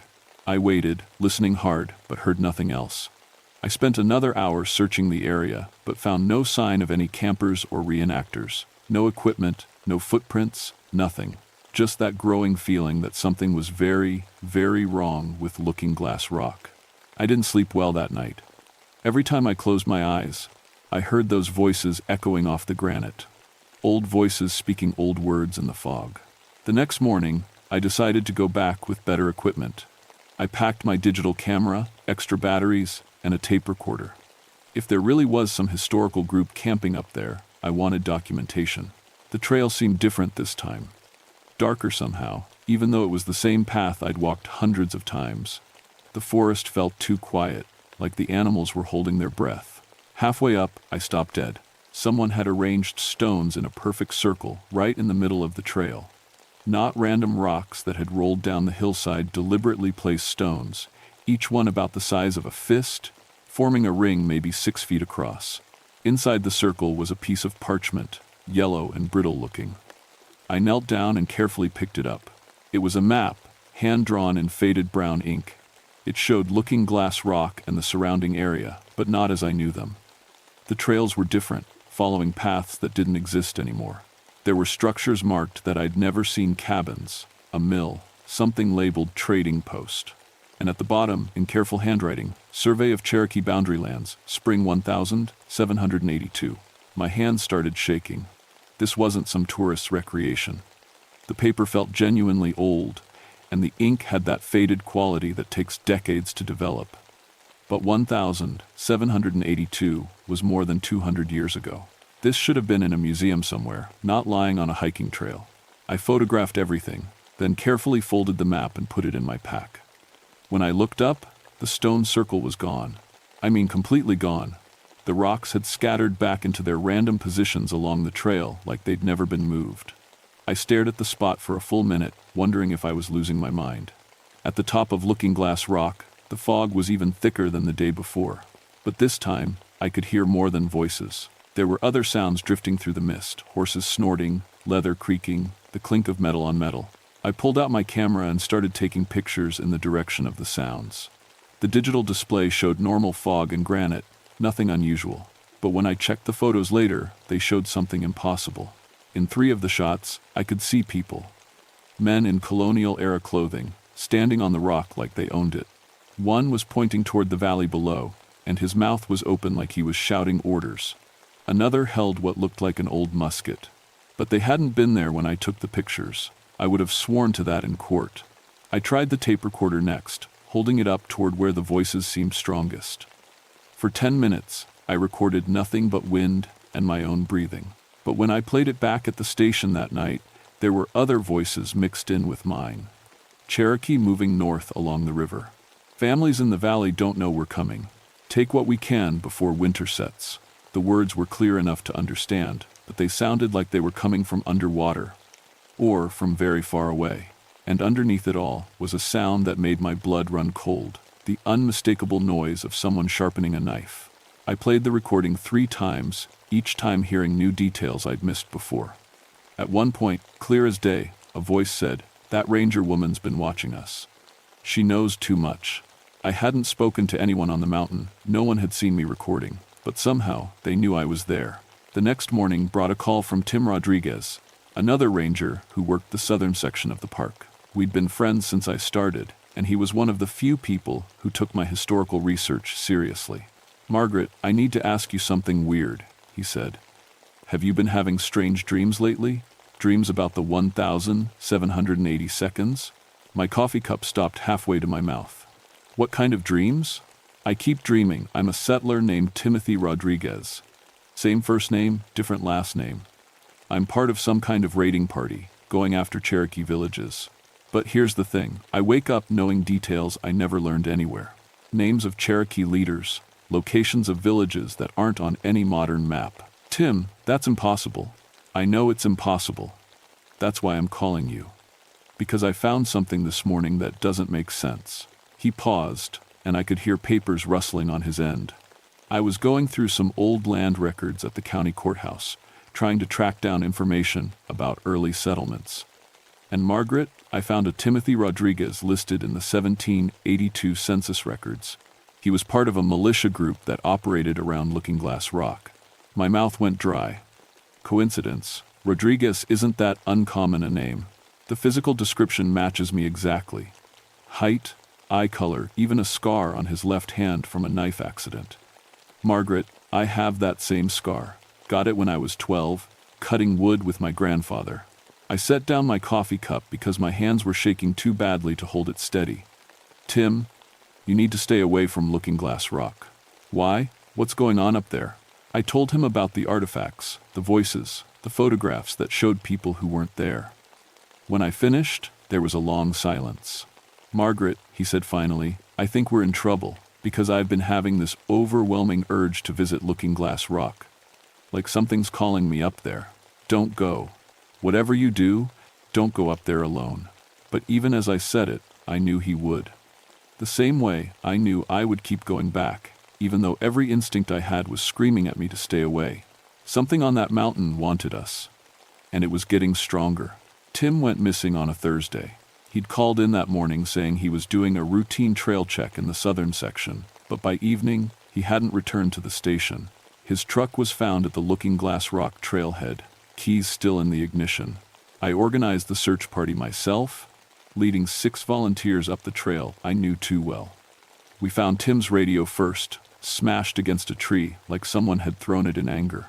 His backpack was scattered across the trail 50 yards farther up, contents spilling out like he'd been running.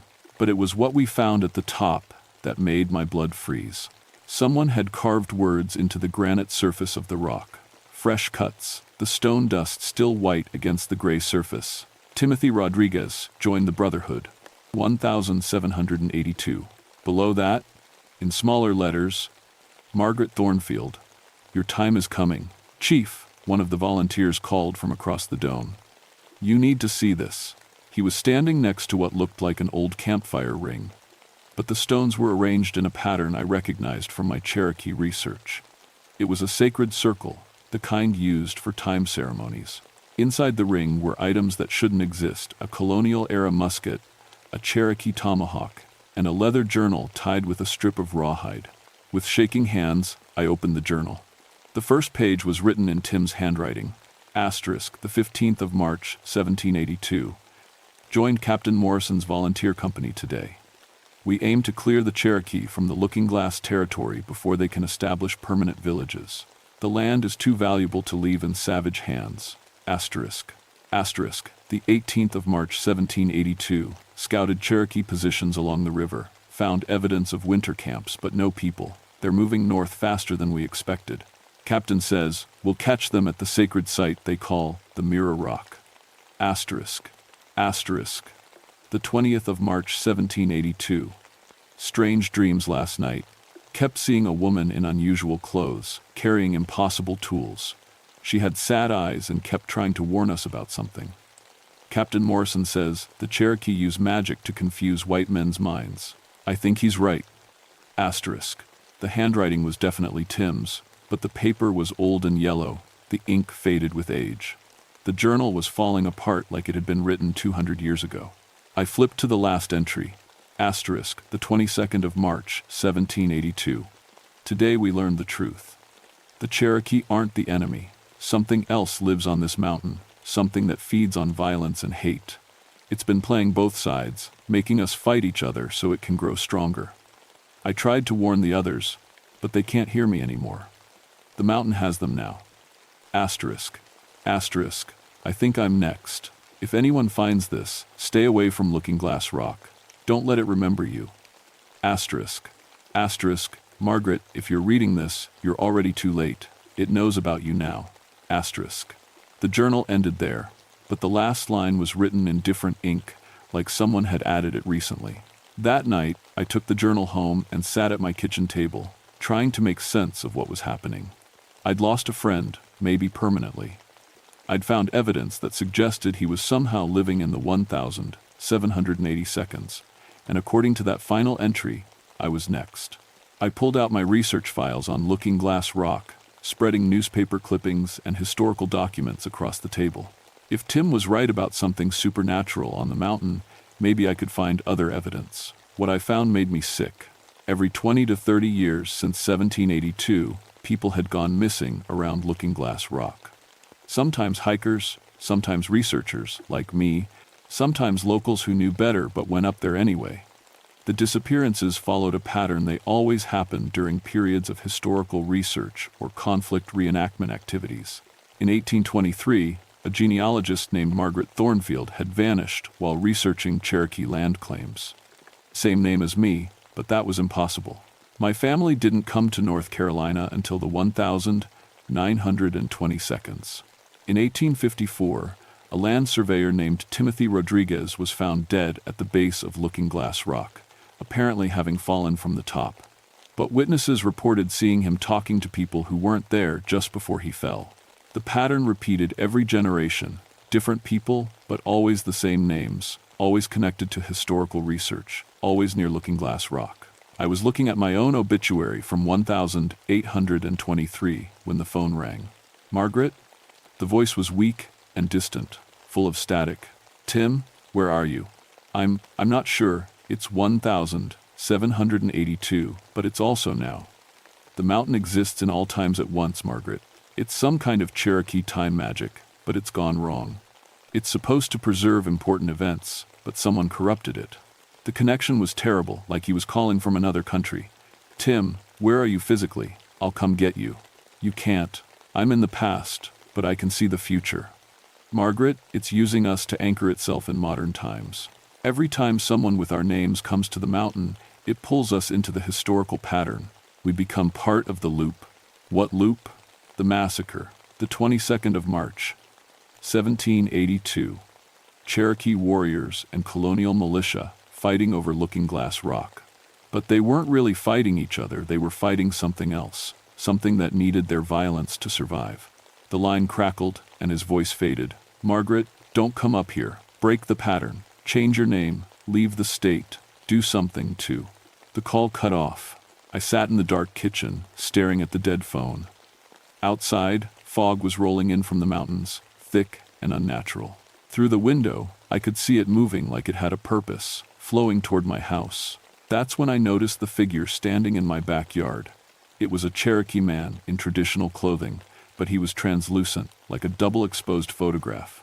He was pointing toward Looking Glass Rock and mouthing words I couldn't hear. I opened the back door. "What are you trying to tell me?" He pointed again, more urgently this time. Then he held up his hands, showing me 10 fingers. Then again, he was counting down. 20. I had 20 of something. Then he pointed to the sky. And I understood. 20 hours until the sun reached the same position it had been on the 22nd of March, 1782. 20 hours until whatever happened up there would happen again. The Cherokee man faded away, but his message was clear.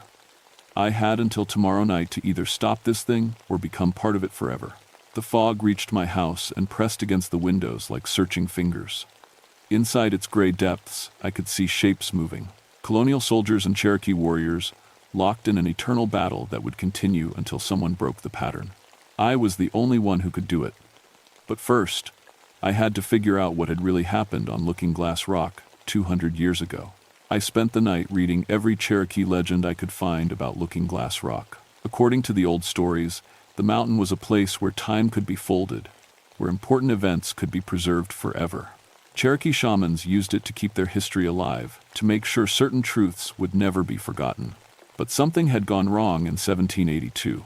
A trader named Morrison had been selling weapons to both the Cherokee and the colonial militia, playing both sides while telling each group that the other was planning attacks. The Cherokee shamans discovered his deception and tried to use the time magic to expose him, to preserve the truth of his betrayal for future generations. Morrison killed the shaman before the ceremony was complete. The time magic, suddenly without direction, latched onto the violence and trauma of that moment. Instead of preserving truth, it began preserving the hate and fear, creating an endless loop that fed on conflict. Every few decades, when the pattern was strongest, it would pull people into the loop. People whose names and backgrounds matched the original participants, forcing them to relive the massacre over and over. Tim and I weren't the first Margaret Thornfield and Timothy Rodriguez to disappear. We were just the latest in a long line of people chosen to fuel the mountain's hunger. As the sun set on March 22, I drove to Looking Glass Rock. I had a plan, but I wasn't sure it would work. The Cherokee legends said the time magic could only be broken by completing the original ceremony, revealing the truth about Morrison's betrayal. The fog was waiting for me at the trailhead, thick as soup and glowing with an unnatural light. As I started up the path, I could hear voices calling from within it, Tim's voice and others I didn't recognize. "Margaret, turn back," Tim called. "It's starting, you can still get away." But I couldn't turn back. Even if I wanted to, my legs kept moving toward the top of the rock. The mountain was pulling me in. The trail changed as I climbed. Modern improvements faded away, replaced by the narrow deer paths that had existed in 1782. The fog cleared gradually, revealing a world that shouldn't exist. Looking Glass Rock was covered with people from 2 different centuries. Colonial militiamen in rough clothing stood next to Cherokee warriors in traditional dress. But they weren't fighting each other, they were all staring at me. In the center of the granite dome stood Morrison. He was a big man with cruel eyes and a traitor's smile. In his hands he held a Cherokee ceremonial staff, its carved symbols glowing with power. "Margaret Thornfield," he said in a voice that echoed across time. "Right on schedule. We've been waiting for you." Around him, I could see the other people who'd been trapped in the loop over the centuries. Different faces, but all wearing the clothes and carrying the names of the original participants. Tim was there, dressed as a colonial militiaman, his eyes empty and lost. "You can't keep doing this," I said, surprised by how steady my voice sounded. "These people don't deserve to be trapped here." Morrison laughed. "Deserve? I'm preserving history. Every generation gets to experience the truth of what happened here, the violence that built this country, the hatred that shaped these mountains. Without conflict, without fear, people forget. They get soft. He raised the ceremonial staff. Join us, Margaret. Take your place in the eternal lesson. The Cherokee warriors and colonial militiamen began moving toward me, their faces blank and purposeful. But I noticed something Morrison hadn't. Some of the Cherokee participants weren't moving. They were watching, waiting. I pulled out the journal I'd taken from Tim's belongings, the one with entries from 1782. But instead of reading from it, I tore out the pages and scattered them on the granite. This isn't preservation, I shouted. This is corruption. You're not preserving truth, you're feeding on hate. The scattered pages began to glow, and suddenly I could see what had really happened in 1782. Not the endless battle Morrison had created, but the actual events. The Cherokee shaman hadn't died fighting Morrison. He died protecting him, trying to save a man who was too consumed by greed to be saved. Morrison had killed the shaman not in battle, but in cold blood, while the man was trying to heal him. The time magic had preserved that moment of betrayal, but Morrison had twisted it, making it look like a battle instead of a murder. No, Morrison snarled. They won't understand. They need the simple version, good versus evil, us versus them. That's how you build a nation. That's how you build a lie, I said. I picked up the ceremonial staff where the Cherokee shaman had dropped it 2 centuries ago. The moment my hands touched it, I could feel the true time magic flowing through me. Not Morrison's corrupted version, but the original power, the ability to preserve truth. Morrison lunged at me, but he was too late. I plunged the staff into the granite surface of Looking Glass Rock, right where the shaman's blood had first awakened the time magic. The world exploded into light and sound. I could hear Morrison screaming as his false version of history crumbled away. The trapped people, Tim and all the others, suddenly looked around in confusion as the spell holding them broke. For a moment, I could see both timelines at once. The real one, 1782, where a Cherokee shaman died trying to heal the wounds between his people and the newcomers. And Morrison's version, where that same death had been turned into fuel for centuries of hatred. The real version was beautiful and sad and honest. Morrison's version was just hungry. The light faded, and I found myself alone on Looking Glass Rock. The fog was gone, the voices were silent, and the granite felt normal under my feet, just rock, nothing more. But I wasn't really alone. Tim sat a few yards away, looking dazed but alive. Around us, translucent figures were fading away, the Cherokee shaman, the colonial militiamen, everyone who had been trapped in Morrison's lie. The Cherokee shaman nodded to me once before he disappeared. In his eyes, I saw gratitude and something else, a warning. Morrison was gone, but the hunger he'd awakened would find new places to feed. The official report said Tim and I had gotten lost in unusual fog conditions and suffered from exposure-related disorientation. The area around Looking Glass Rock was temporarily closed for geological instability studies, which was the government's way of saying they didn't want to explain what had really happened. Tim didn't remember much about his time in 1782, which was probably a blessing. He transferred to a different park system the following month, saying he needed a change of scenery. I understood. Some experiences change you in ways that make it impossible to go back to normal life. I stayed at Pisgah National Forest, but my focus changed completely. Instead of just studying Appalachian settlement patterns, I started researching temporal anomaly sites, places where traumatic historical events had left supernatural scars. I found more than I wanted to. The Cherokee territory was full of spots like Looking Glass Rock, places where violence had been twisted into something hungry, where the past refused to stay buried. Most were dormant, waiting for the right combination of circumstances to wake up. I started keeping detailed records, mapping the sites, and looking for patterns. I reached out to other rangers, other historians, anyone who might have encountered similar phenomena. Slowly, I put together a network of people who understood that some places remember everything, and that sometimes those memories can be dangerous. The hardest part was accepting that I couldn't save everyone. Morrison had been feeding on that mountain for over 200 years, and he was just one of many entities that had learned to twist historical trauma into supernatural power. There were others out there, in different places, using different methods but serving the same hungry purpose. 6 months after the incident at Looking Glass Rock, I got a call from a historian in Tennessee. She'd been researching Civil War battle sites and had started experiencing what she called temporal displacement episodes. Soldiers from both armies appearing in the fog, reliving the same battle over and over. Her name was Margaret Thornfield. I drove to Tennessee that weekend. Some patterns run deeper than individual lives, deeper than specific places. Some hungers learn to adapt, to find new ways to feed. Morrison was gone, but the thing that had corrupted the time magic was still out there, still looking for suitable hosts. Now I spend my time teaching other people how to recognize the warning signs, how to break the patterns before they become traps. It's not easy work.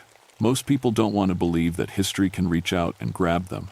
They prefer to think the past is safely buried. But I've learned that nothing is ever safely buried in these mountains. The Cherokee knew that they built their time magic specifically to preserve important truths. They understood that some events are too significant to forget, too powerful to let fade away.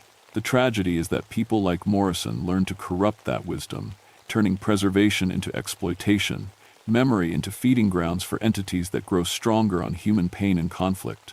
I still live near Pisgah National Forest, still work as a ranger and day, but now I have a different mission. I'm a caretaker of dangerous memories, a guardian against the things that feed on historical trauma. And sometimes, late at night when the fog rolls in from the mountains, I can hear Morrison's voice calling from somewhere beyond time, promising that he's not finished with me. That sooner or later, I'll make a mistake, and when I do, he'll be waiting. Maybe he's right. Maybe the pattern is too strong to break permanently, but until that day comes, I'll keep fighting, because I've seen what happens when the past is allowed to devour the present, and I won't let it happen again. At least, not on my watch. The mountains remember everything. My job is to make sure they remember the truth.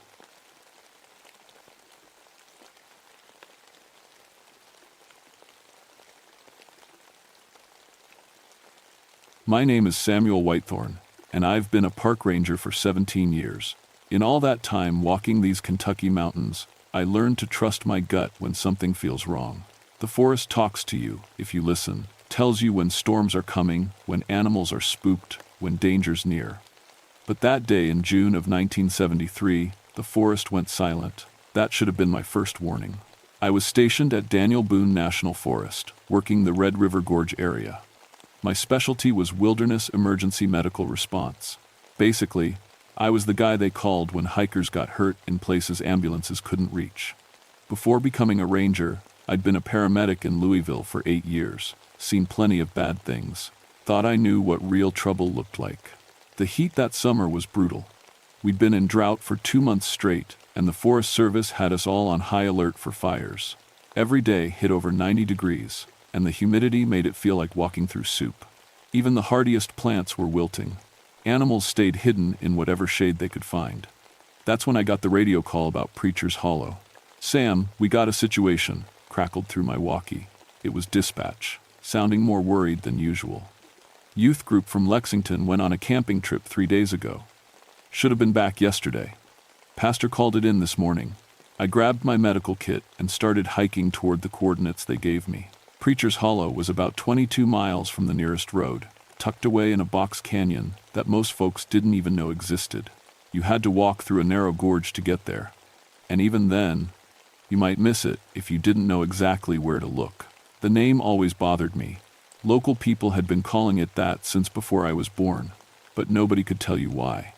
Some said it was because the rock formations looked like a pulpit. Others claimed a preacher used to hold services there back in the old days. All I knew was that hikers sometimes reported strange things in that area. Weird noises, bad feelings, equipment going haywire for no reason. As I hiked deeper into the forest, the silence grew heavier. No bird songs, no insect buzz. Even my footsteps seemed muffled, like the air itself was swallowing sound. The trees looked sick, their leaves brown and curled despite the deep shade. I'd seen drought damage before, but this was different. This felt deliberate. The gorge entrance appeared after 2 hours of climbing. It was barely wide enough for one person, with smooth stone walls rising 50 feet on both sides. The temperature dropped as soon as I stepped inside, which should have felt good after the heat. Instead, it made me shiver. At the far end of the gorge, the walls opened up into a perfect circle of stone. Preacher's Hollow spread before me like a natural amphitheater, maybe 100 yards across and surrounded by towering cliffs. At the center sat a flat platform of white stone that looked almost like an altar. And there were the kids. 12 teenagers sat in a perfect semicircle around the stone platform. They didn't move when I called out, didn't even look up. They just sat there in the blazing sun, heads bowed like they were praying. Their pastor, a man I recognized as Williams from the Baptist church in town, stood behind them with his hands raised to the sky. "Pastor Williams," I shouted, jogging toward them. "Everyone okay? We've been looking for you." None of them responded. As I got closer, I could hear them speaking, but not to me. They were reciting something together, their voices blending into one eerie chorus. "And the faithful shall gather in the hollow place, where the earth drinks deep of sacrifice, and the shepherd calls his flock to eternal pasture." The words made my skin crawl. This wasn't any Bible verse I'd ever heard, and I'd been studying scripture since I was old enough to read. I was even taking seminary classes part-time, hoping to become a chaplain when I retired from ranger work. "Hey!" I called louder, dropping my pack and pulling out my first aid kit. "Can anyone hear me?" That's when Pastor Williams finally turned around. His eyes were completely white, not rolled back, but white all the way through, like they'd been painted over. When he smiled, his teeth looked too sharp. "Brother Samuel," he said in a voice that didn't sound quite right, "we've been waiting for you to join us in worship." I'd seen heat stroke plenty of times, and this looked like a bad case. Hallucinations, group disorientation, dehydration, it all made sense. These people had been sitting in direct sunlight for hours, maybe days. They needed medical attention, fast. "Pastor Williams, I need you to help me get these kids into the shade," I said, keeping my voice calm and professional. "They're showing signs of severe heat exhaustion." But Williams just kept smiling that wrong smile. "The heat purifies, brother, burns away the flesh so the spirit can soar free." I tried my radio. Static filled the channel, but underneath it, I could swear I heard organ music. Old hymns played in a minor key. I switched channels, tried again. Same thing. The kids kept chanting. I knelt beside the nearest one, a girl maybe 16 years old. Her skin was burning hot, but she wasn't sweating. That was bad. It meant her body had stopped trying to cool itself. When I checked her pulse, it was racing like a hummingbird's. "Can you hear me, honey?" I asked, but she didn't react. Her lips just kept moving with the rest of them, where the shepherd calls his flock to eternal pasture. I pulled out my emergency IV kit, but when I tried to start a line in her arm, my equipment wouldn't work. The needle bent like it hit steel. The blood pressure cuff wouldn't inflate. Even my thermometer gave impossible readings. Negative temperatures in 100-degree heat. That's when I noticed the smell. It was sweet, like flowers left too long in a vase. Underneath that was something else, something rotten and thick that caught in my throat. I looked around for the source and spotted a natural spring about 30 yards away. The water looked clear, but flies swarmed above it in angry black clouds. I'd seen contaminated water sources before. Sometimes chemicals seep up from old mine operations, or natural gas creates toxic pools. That would explain the hallucinations, the group behavior, everything. These people had been drinking poisoned water for days. "That's it," I muttered, pulling out water purification tablets and my backup radio. Water contamination, simple solution. But when I tried to approach the spring, my feet wouldn't move. It was like walking through invisible molasses. Each step required enormous effort, and the closer I got, the heavier the air became. The sweet smell grew stronger, making my head spin. Then I saw the flowers. Fresh roses circled the spring's edge. Bright red roses that couldn't possibly grow in this climate, in this drought, in this rocky soil. They looked like they'd been placed there minutes ago. Yet the closest flower shop was 40 miles away. Behind me, the chanting grew louder. I turned back toward the group and froze. There were more people now. At least 20 adults in old-fashioned clothes, long dresses on the women, dark suits on the men despite the heat. They sat behind the teenagers, their faces hidden by wide-brimmed hats and bonnets. When had they arrived? I should have heard them coming through the gorge. "Pastor Williams," I called, my voice shakier than I wanted. Where did these people come from? Williams turned those painted white eyes on me again. "They never left, brother. The faithful remain always in the hollow place." I blinked hard, rubbed my eyes. The heat was getting to me too. Had to be. When I looked again, the adults were still there, but something was wrong with the picture. They sat perfectly still, too still. No one shifted position, scratched an itch, adjusted clothing. They were like mannequins, posed for a department store window, and their clothes looked wrong for 1,973. The dresses were ankle-length with high necks and long sleeves. The men wore formal suits with vests and pocket watches. Even accounting for rural Kentucky being behind fashion trends, this looked like something from my grandfather's time. I tried my radio again. Still static, still that organ music underneath. But now I could make out words being sung. Come to the hollow, leave flesh behind, join the eternal, the forever kind, where time stands still and souls don't age. In the shepherd's book, turn the final page. The song made my teeth ache. I clicked off the radio and focused on what I could control. These people needed medical help, hallucinations or no hallucinations. I had training, equipment, and experience. I could handle this. But when I turned back to check on the teenagers, my blood went cold. They weren't wearing the same clothes anymore. The boys now wore dark suits identical to the strange adults. The girls had on long dresses that covered them from neck to ankle. The modern camping gear, backpacks, hiking boots, water bottles, had vanished. In its place were old-fashioned picnic baskets and glass mason jars. I stumbled backward, my heart hammering. Heat stroke couldn't cause this. Water contamination couldn't do this. This was impossible. Pastor William stepped toward me, his white eyes gleaming. Don't fight it, Brother Samuel. The shepherd has been waiting so long for a man of faith to join his flock. Behind him, every single person, the teenagers, the adults in old clothes, all of them, turned to look at me. Their faces were pale as milk, their eyes dark holes in their skulls. And they all smiled, those two sharp smiles. I ran. My ranger training kicked in, and I sprinted toward the gorge entrance as fast as my legs could carry me. Behind me, I heard laughter. Not the warm, joyful sound you'd expect from a church group, but something cold and hungry. The gorge walls seemed to stretch as I ran, like the passage was growing longer with each step. My lungs burned, my vision blurred, but I kept pushing forward. Finally, I burst out into the main forest and collapsed against a pine tree, gasping. My radio crackled. Clear signal now, no static. Sam, this is dispatch. What's your status? I need backup, I panted into the receiver. Medical emergency at Preacher's Hollow. Multiple victims showing signs of.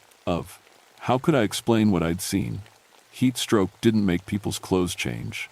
Contaminated water didn't conjure phantom congregations from thin air. Signs of what, Sam? Possible chemical contamination, I said finally. It was the only explanation that made sense.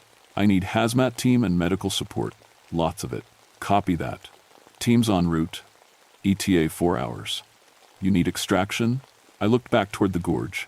In daylight, it looked like any other rock formation. Nothing special, nothing threatening. Maybe I'd imagined the whole thing. Heat exhaustion could cause hallucinations.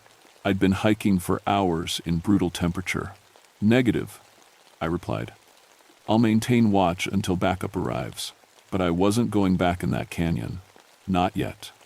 Instead, I made camp at the tree line where I could see both the gorge entrance and any approaching vehicles. As evening fell, I tried to make sense of what I'd witnessed. The teenagers were real. I'd touched them, checked their vitals. The pastor was real too. The rest, maybe toxic fumes from the spring, had affected my perception. Chemical contamination could explain everything. The hallucinations, the equipment malfunctions, even the feeling of wrongness in the air. Around midnight, I heard singing. It drifted from the canyon like smoke, barely audible but clear enough to understand. The same hymn I'd heard on my radio, but now I could make out all the words. Come to the hollow, leave flesh behind, join the eternal, the forever kind, where time stands still and souls don't age. In the shepherd's book, turn the final page. The shepherd calls from the sacred stone. No more sorrow, no more alone. Drink from the spring of forever sleep, where the faithful their promise keep. I grabbed my flashlight and crept closer to the gorge. The singing grew louder, echoing off stone walls. But it wasn't just the teenagers anymore. I could hear dozens of voices, maybe hundreds, all blending into one massive choir. At the canyon entrance, I clicked on my light and peered inside. The passage was packed with people. They filled every inch of space between the walls. Men, women, children, all wearing clothes from different eras. I saw bonnets and top hats from the 1800s, flapper dresses from the 1922, zoot suits from the 1942. They stood shoulder to shoulder, facing toward the hollow, singing that awful hymn. None of them cast shadows. I stumbled backward, clicking off my light. When I looked again, the passage was empty, just smooth stone walls and darkness. Chemical contamination, I whispered to myself. That's all, toxic fumes. But deep down, I knew better. 17 years in these mountains had taught me to trust my instincts, and every instinct I had was screaming that something evil lived in Preacher's Hollow. Something that had been there long before this youth group arrived. I spent the rest of the night researching in my truck, digging through old files and local history books I kept for emergencies. What I found made my blood run cold. Preacher's Hollow had a history. In 1894, a man named Ezekiel Thorne had started a religious commune there, called himself a prophet, claimed God spoke to him directly through the spring water. He'd gathered about 60 followers, families seeking spiritual renewal in the wilderness. The commune lasted exactly 1 year. In June 1895, every single member was found dead around that stone platform. They'd drunk from the spring, which investigators later discovered contained high levels of natural arsenic. The official report called it mass suicide, but witnesses described the bodies arranged in perfect worship formation, as if they'd died in the middle of a service. Ezekiel Thorne's body was never found. According to the old newspapers, strange things had happened at the site ever since. Hikers reported hearing sermons preached in dead languages. Campers found their belongings arranged like religious offerings. Several people over the decades had claimed to see ghostly congregations gathered around the stone altar. Most disturbing was a pattern I noticed in the incident reports. Every 20 years or so, someone disappeared near Preacher's Hollow. Always during June. Always during heat waves. Always people with strong religious backgrounds. 1915. Minister from Lexington, found days later babbling about eternal services. 1935. Traveling preacher, discovered sitting by the spring, couldn't remember his own name. 1955. Church youth group leader, never found at all. The timing made my stomach turn. It was June 1973, 18 years since the last incident. Close enough. Dawn was breaking when I saw the figure walking toward my camp. It was Pastor Williams, but not the man I'd known from town. This version looked older, thinner, with those terrible white eyes and that wrong smile. He moved without making sound, his feet barely touching the ground. "Brother Samuel," he called in that voice that wasn't quite his own. "The shepherd wishes to speak with you." I grabbed my radio, my medical kit, anything that might help, but Williams just stood there, waiting patiently while I gathered my gear. "The others are worried," I said, trying to keep my voice steady. "Families are looking for those kids." "Families?" Williams tilted his head like he didn't understand the word. "We are family now. All of us, together in the hollow place, forever and ever, amen." He turned and walked back toward the canyon. After a moment's hesitation, I followed. Not because I wanted to, but because I couldn't leave those teenagers to whatever fate awaited them. My job was to help people, and I'd failed at that too many times already. The gorge passage felt different in daylight, longer, more twisted, like walking through a maze. Williams glided ahead of me, never looking back, humming that awful hymn under his breath. When we reached the hollow, I gasped. The entire space was filled with people. Hundreds of them, maybe thousands, all sitting in perfect rows around the stone platform. Men, women, children from every era of American history. They watched me with dark, hungry eyes as I walked past. At the center of it all, standing on the white stone altar, was a tall man in a black coat. His hair was silver, his beard neatly trimmed, and his eyes burned like hot coals. Even from a distance, I could feel the wrongness radiating from him like heat from a furnace. The teenagers sat in the front row, still chanting, still dressed in those old-fashioned clothes. But now I could see what had happened to them. Their skin was pale as paper, their eyes dark and empty. They looked like dolls made of wax and shadows. "Welcome, Brother Samuel," the man on the altar called out. His voice carried perfectly across the hollow without echoing. "I am Ezekiel Thorne, shepherd of the eternal flock. We've been waiting for you to join our service." I stood at the edge of the crowd, my heart pounding so hard I thought it might burst. Every face turned toward me was dead, had to be dead. Some looked fresh, like they'd died yesterday. Others were ancient, their skin yellow as old parchment. But they all watched me with the same hungry expression. "You're not real," I said, my voice barely a whisper. "This is heat stroke, or poisoned water, or—" Ezekiel Thorne laughed, a sound like breaking glass. "Real? Brother Samuel, what is real? The flesh that rots and dies? The world that withers in drought and flame? Or the eternal spirit that never knows hunger, never knows pain, never knows the fear of ending?" He stepped down from the altar, moving through the crowd like water. They parted before him without sound, their heads bowing as he passed. When he reached me, I smelled that sweet, rotten smell again, like flowers at a funeral. "You serve God, don't you?" Thorne asked, circling me slowly. "Study his word, help his children, dedicate your life to faith?" "Yes," I answered, because it was true. It was the only thing that had ever mattered to me. "Then you understand sacrifice. Abraham's willingness to give up Isaac, Christ's blood on the cross. The faithful have always known that eternal life requires a price." He gestured toward the spring, where roses still bloomed impossibly bright in the drought. "This place is holy, Brother Samuel, consecrated by the blood of the willing.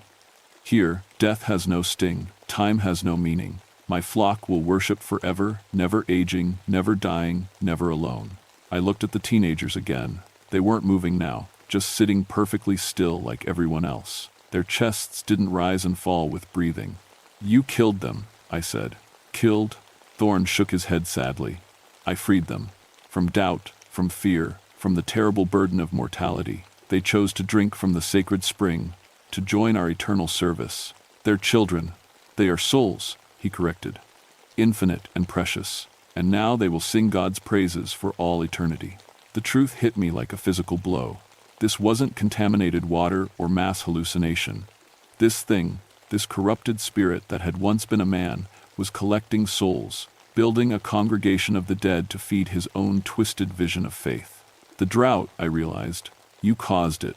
Thorne smiled, and for a moment I saw past his human mask to something ancient and hungry beneath. "I called the heat, yes, drew these faithful children to my hollow place, as I have every 20 years since my own transformation. Each generation brings new voices to our choir." He reached out to touch my shoulder, and where his fingers made contact, I felt cold spread through my body like poison. "You feel it, don't you? The weight of flesh, the fear of ending. I can take that burden from you, Brother Samuel, give you peace eternal." For just a moment, I was tempted. 17 years of wilderness rescue had shown me too much death, too much suffering. How many times had I arrived too late, found bodies instead of survivors? How many families had I failed to reunite? The idea of never feeling that pain again, never losing another person to the unforgiving mountains. Then I heard a sound that changed everything. It was small, almost lost in the chorus of dead voices. But I'd been a paramedic long enough to recognize it anywhere. The faint wheeze of someone struggling to breathe. One of the teenagers was still alive. I couldn't see which one from where I stood, but somewhere in that front row, a heart was still beating. Someone was still fighting, still holding on to life despite whatever poison they'd consumed. "No," I said, pulling away from Thorne's touch. "This isn't faith. This is murder dressed up in scripture." His friendly mask slipped, revealing the burning fury beneath. "Foolish mortal, you understand nothing of divine purpose." "I understand enough," I shot back, reaching into my medical kit. "I know the difference between true faith and false prophecy. I know that God doesn't demand the deaths of children." I pulled out a small silver cross, nothing fancy, just something my grandmother had given me when I started seminary studies. The moment it touched my palm, the entire congregation hissed like steam from a boiler. Thorne stepped backward, his face twisting with rage. "Superstitious trinkets have no power here."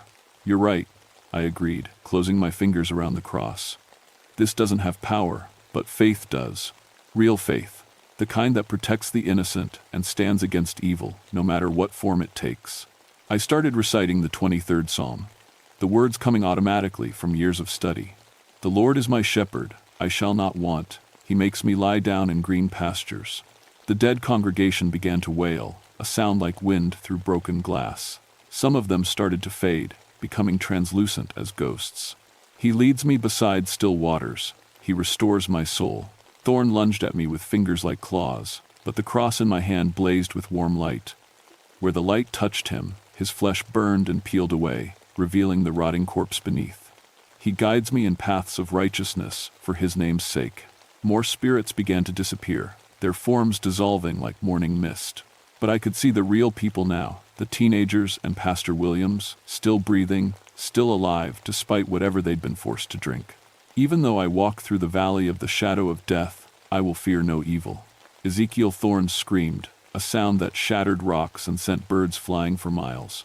His false holy man appearance crumbled completely, revealing a thing of shadow and hunger that had never been human at all. For you are with me, your rod and your staff they comfort me. The creature that had been calling itself Thorn made one final desperate lunge, but the light from my cross had grown too bright. It struck him like a physical force, and he exploded into writhing smoke that dispersed on a wind that smelled of roses and spring rain. The hollow fell silent except for the sound of real breathing from real lungs.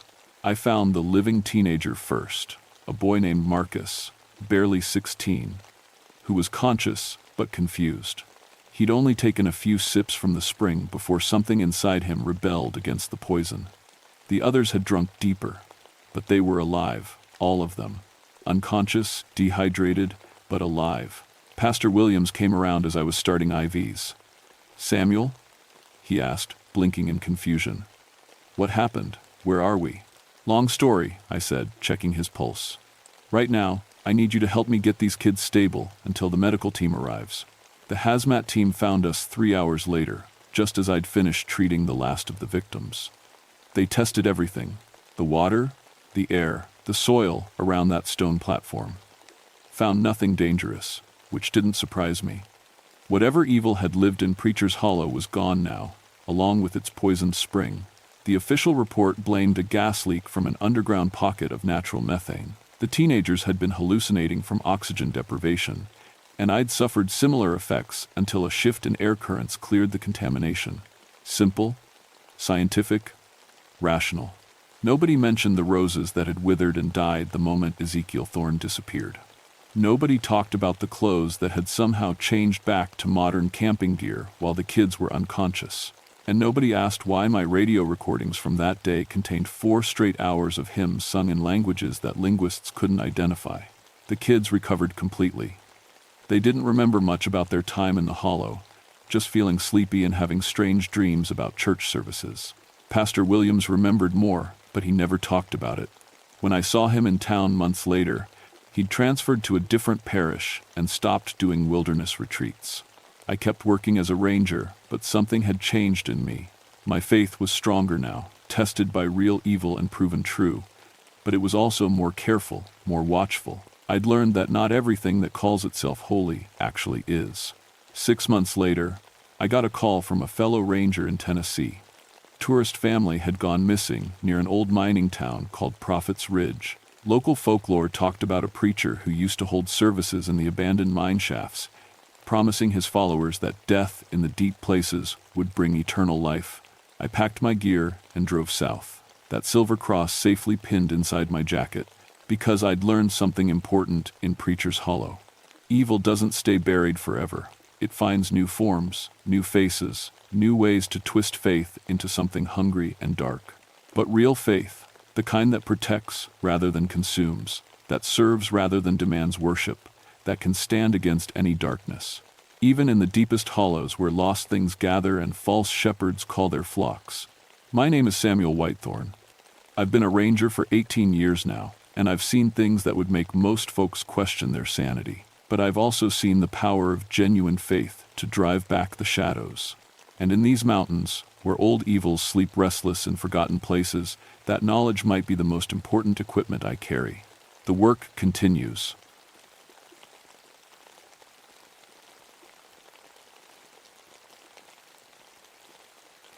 My name is Robert Stillwater, and I've been a park ranger in the Great Smoky Mountains for 12 years. Before that, I spent 8 years with the ATF. That's the Bureau of Alcohol, Tobacco, Firearms, and Explosives. My grandfather used to tell stories about chasing bootleggers through these same mountains during Prohibition. Back then, he was a federal agent too. I guess law enforcement runs in the family. I never believed in ghosts. Not until April of 1967, when I learned some crimes never really close. The call came in on a Tuesday morning. 2 hikers reported finding what looked like a working moonshine still near Cataract Falls. That's deep back country, 16 miles from the park boundary, no maintained trails. You need to know these mountains like your own backyard to find that place. I loaded my pack with the usual gear: camera, evidence bags, radio equipment. The spring rains had been heavy that year, and the creeks were running high and dangerous. Perfect weather for someone trying to hide illegal activity. The hike took me most of the day. Cataract Falls sits at 3,200 feet, where 3 streams come together to form a series of waterfalls. It's beautiful country, but isolated. The kind of place where you could run an operation for months without anyone knowing. As I got closer, I started smelling something wrong. Not wrong exactly, but out of place. Corn mash, the sour, yeasty smell of fermentation, and wood smoke, though I couldn't see any fire. The still sat in a clearing about 50 yards from the main waterfall. It was old-fashioned. Copper pot, coil condenser, the works. But it looked freshly made, not like some historical leftover. Steam was rising from the pot, and I could hear the gentle bubbling of an active distillation. That's when things got strange. I called out, "Park Service. Anyone here needs to come out now." No answer, just the sound of running water and that steady bubbling. I approached carefully, hand on my radio. The equipment was warm to the touch, recently used. Mason jars sat filled with clear liquid, moonshine, and it smelled like good stuff too. But there was no one around. No footprints in the soft ground around the still. No tire tracks. No path through the woods that I could see. I took photos and started gathering evidence.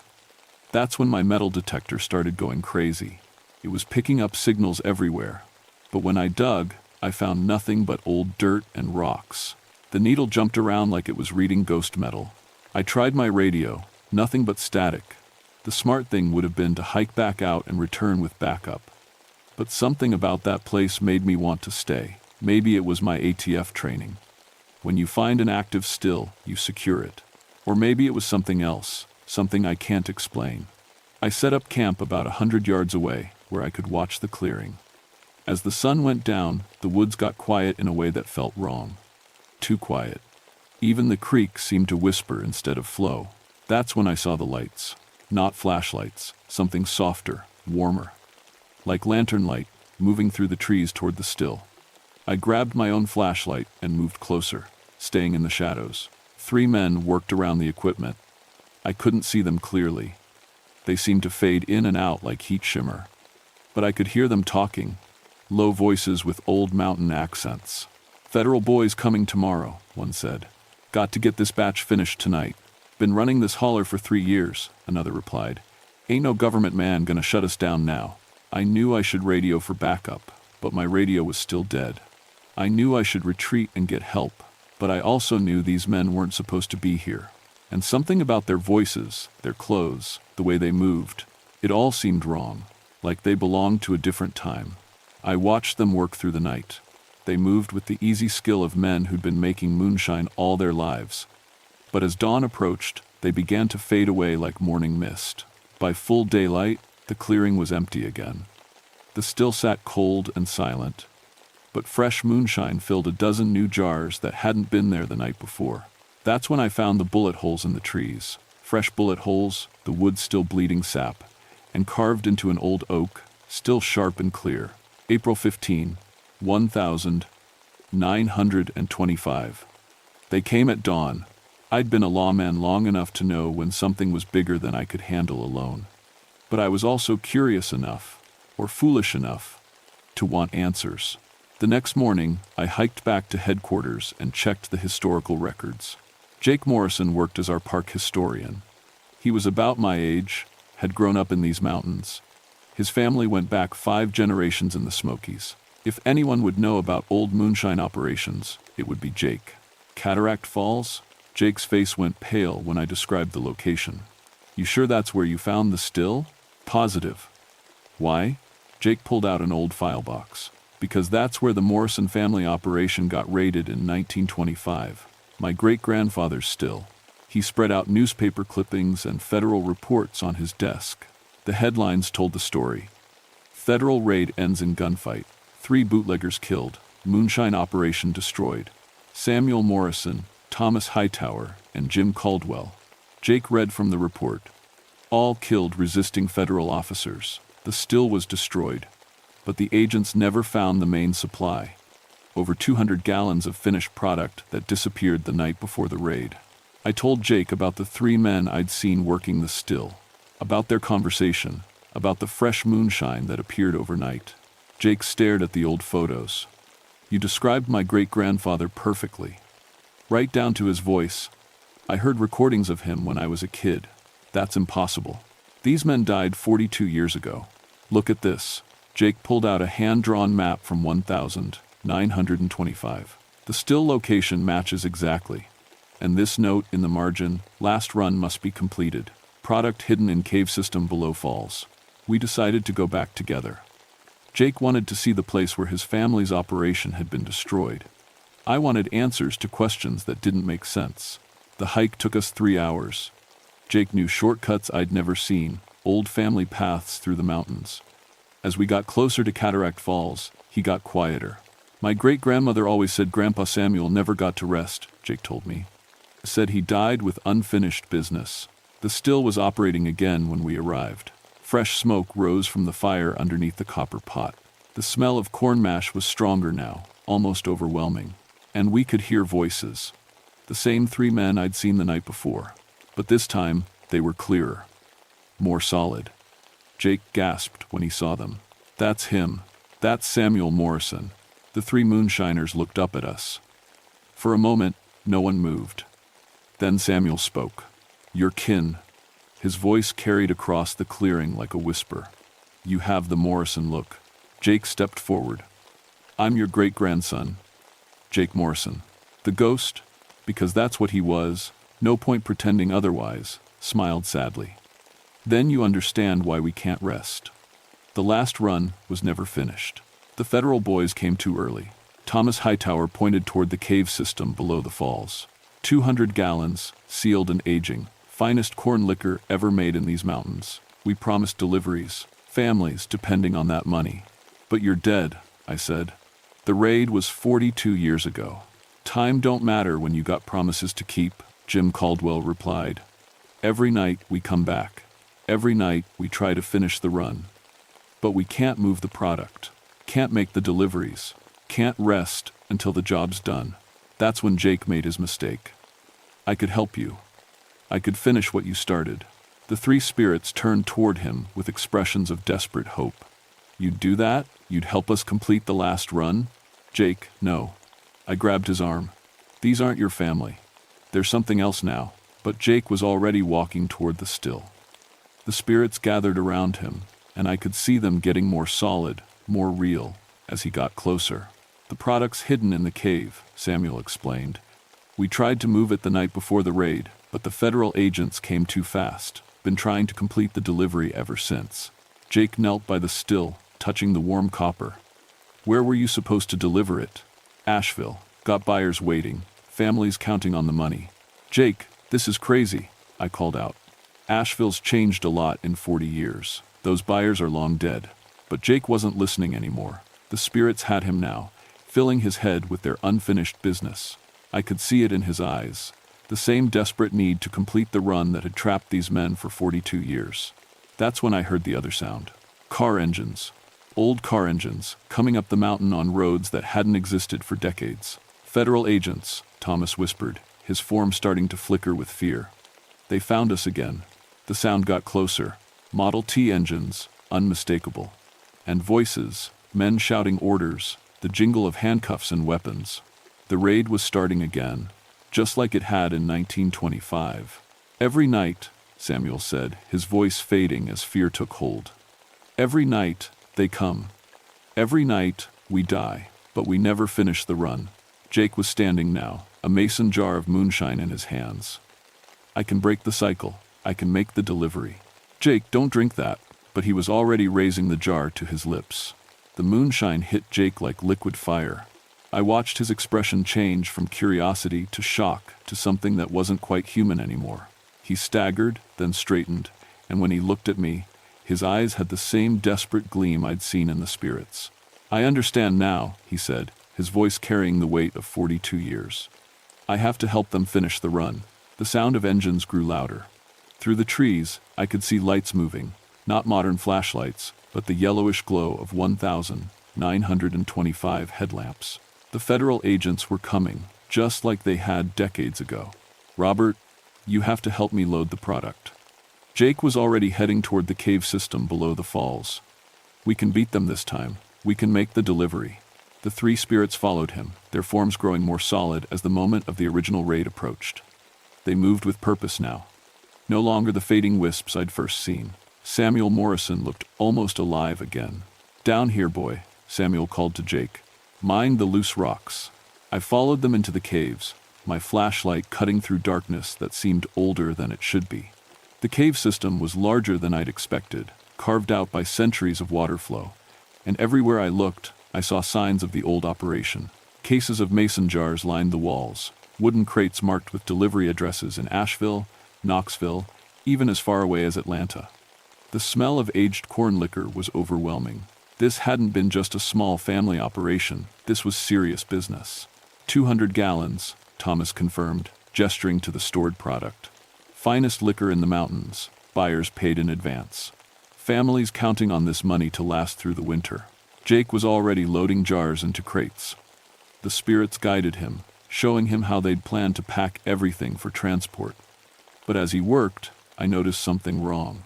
The jars Jake touched turned ice cold. Frost formed on the glass, and Jake himself was getting paler, more translucent. Jake, stop, you're becoming like them. He ignored me, working faster as the sound of engines got closer. Almost ready, just need to get these to the delivery point. That's when the first gunshot echoed through the cave. The federal agents had found the still. Just like they had in 1925, they'd come armed and ready for a fight. I could hear shouting outside, orders being given, positions taken. Samuel Morrison, come out with your hands up. The voice carried the authority of 1,925 federal law enforcement. These weren't modern agents. These were the same men who'd killed the moonshiners 42 years ago, trapped in the same loop, forced to replay the raid every night. Samuel, Thomas, and Jim looked at each other with grim understanding. Time to go, Samuel said. Just like always, they headed for the cave entrance, moving toward a gunfight they'd already lost dozens of times. But this time was different. This time, they had Jake. You stay here, Samuel told him. Finish loading the product. When the shooting stops, make the run to Asheville. What about you? We'll hold them off as long as we can, just like last time. I grabbed Jake's arm as the spirits headed outside. His skin was cold as ice. This isn't real. They're dead. You're being used.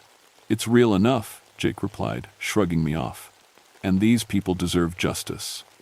42 years they've been trying to complete this run. 42 years of being killed every night by federal agents who don't even belong here anymore. The gunfight erupted outside. I could hear the crack of rifles, the return fire of shotguns and pistols, men shouting, cursing, dying. The same violence that had ended the Morrison operation in 1925, replaying itself in 1967. Jake kept loading moonshine, moving with inhuman speed now. The jars felt like blocks of ice when I tried to stop him, and every jar he touched pulled more life out of him, making him more like the spirits he was trying to help. Jake, listen to me. My grandfather was one of those federal agents. He told me about this raid. The moonshiners weren't innocent victims. They shot first. They killed a federal marshal. This wasn't some government persecution. This was justice. Jake paused, a crate of moonshine in his hands. For a moment, I thought I'd reached him. Then Samuel's voice echoed from the cave entrance. Don't listen to him, boy. His granddaddy was the one who murdered us. The truth hit me like a physical blow. My grandfather, Agent William Stillwater, had led the 1,925 raid. I'd grown up hearing his stories about brave federal agents facing down dangerous criminals, but I'd never heard the names of the men they'd killed. Jake's eyes blazed with supernatural anger. Your family destroyed mine, killed my great-grandfather for making honest liquor to feed his children. They resisted arrest. They shot first, because they knew the federal boys would kill them anyway. The gunfight outside was reaching its climax. I could hear men screaming, dying, just like they had 42 years ago. And Jake was almost finished loading the moonshine, ready to complete the run that would trap his soul forever. That's when I understood what was really happening. This wasn't about finishing a delivery. This was about revenge. The spirits weren't trying to complete their business. They were trying to recruit new souls to their cause. Every night, they replayed the raid. Every night, they died again. But if they could get someone else to finish the run, to drink their moonshine and take on their curse, maybe they could finally rest. Or maybe they just wanted company in their eternal torment. I drew my service weapon. Step away from the moonshine, Jake. He turned to face me, no longer fully human. Ice crystals had formed in his hair and on his clothes. His breath came out as white vapor despite the spring warmth. You going to shoot me, Robert? Just like your granddaddy shot mine? I'm trying to save you. Too late for that. Jake lifted the last crate and headed for the cave entrance. Outside, the gunfight was ending. I could hear the dying groans of the three spirits, just like always. In a few minutes, they'd start the whole cycle again. Unless Jake completed their run, I had one chance to break the cycle. One chance to save my friend and put these spirits to rest. But it meant confronting the truth about my own family's role in this 42-year-old tragedy. I followed Jake out of the cave into a scene from 1925. The clearing was lit by muzzle flashes and old-style lanterns. Federal agents in period uniforms crouched behind trees, firing at the moonshiners who defended their still. The smell of gunpowder mixed with corn mash and wood smoke. And there, leading the federal agents, was my grandfather. Agent William Stillwater looked exactly like he had in old family photos. Young, determined, righteous. He moved through the gunfight with the confidence of a man who believed he was enforcing justice. But when he looked at me, I saw something else in his eyes. Recognition and regret. Robert. His voice carried the weight of 42 years. You shouldn't be here. Neither should you, Grandpa. You died 5 years ago. Some debts follow you into the grave, boy. Some mistakes echo through generations. The gunfight raged around us, but Jake was moving through it like a ghost himself, carrying his crate of moonshine toward what had once been a road to Asheville. The spirits of Samuel Morrison, Thomas Hightower, and Jim Caldwell lay bleeding around their still, but their eyes followed Jake's progress. Stop him, Samuel gasped. Don't let them win again. He's one of them, Thomas whispered, pointing at me. Stillwater blood, federal blood. My grandfather raised his rifle, aiming at Jake, just like he'd aimed at the moonshiners in 1925. He's carrying contraband. I have to stop him. Grandpa, no, this isn't 1925. Prohibition ended 34 years ago. You're fighting a war that's already over. But Agent William Stillwater was trapped in his own loop, forced to replay the raid that had defined his career, the raid that had made him a hero in federal law enforcement, the raid that had also made him a killer. I stepped between my grandfather and Jake. You want to shoot someone? Shoot me. The federal agent hesitated. Around us, the gunfight continued. Agents and moonshiners locked in eternal combat. But for a moment, time seemed suspended. I did what I had to do, my grandfather said. They were criminals. They were fathers trying to feed their families during the worst economic times in our country's history, and you killed them for it. They shot first, because they knew you'd never let them surrender alive. Jake had reached the edge of the clearing. A few more steps and he'd be on the ghost road to Asheville, carrying moonshine that would complete the run and trap his soul forever. I had to make a choice, stop my friend or confront my family's legacy. I turned my back on my grandfather and ran after Jake. Jake, wait, I know how to break this. He paused at the edge of the ghost road. Behind us, the gunfight was ending. The federal agents were winning, just like they always did. The three moonshiners were dying, just like they always did. It's about justice, I said, catching up to him. Not the law. Justice. Your grandfather killed my family. Yes. And that was wrong. But finishing this run won't bring them back. It'll just trap you with them. Jake's eyes were completely white now, frosted over with supernatural cold. The crate of moonshine in his hands was so cold it was burning his skin, but he couldn't let go. They deserved to rest. Then give them what they really need. Not revenge, not a completed delivery, justice. Acknowledgement of what was done to them. I turned back to the clearing where my grandfather stood over the dying spirits. Agent Stillwater, William Stillwater. The federal agent looked at me with confusion. How do you know my name? Because I'm your grandson, and I'm here to tell you something you need to hear. The gunfight had stopped. Federal agents and moonshiners alike watched us in the sudden silence. You were wrong, I said to my grandfather. These men weren't dangerous criminals. They were desperate fathers, trying to survive the Depression.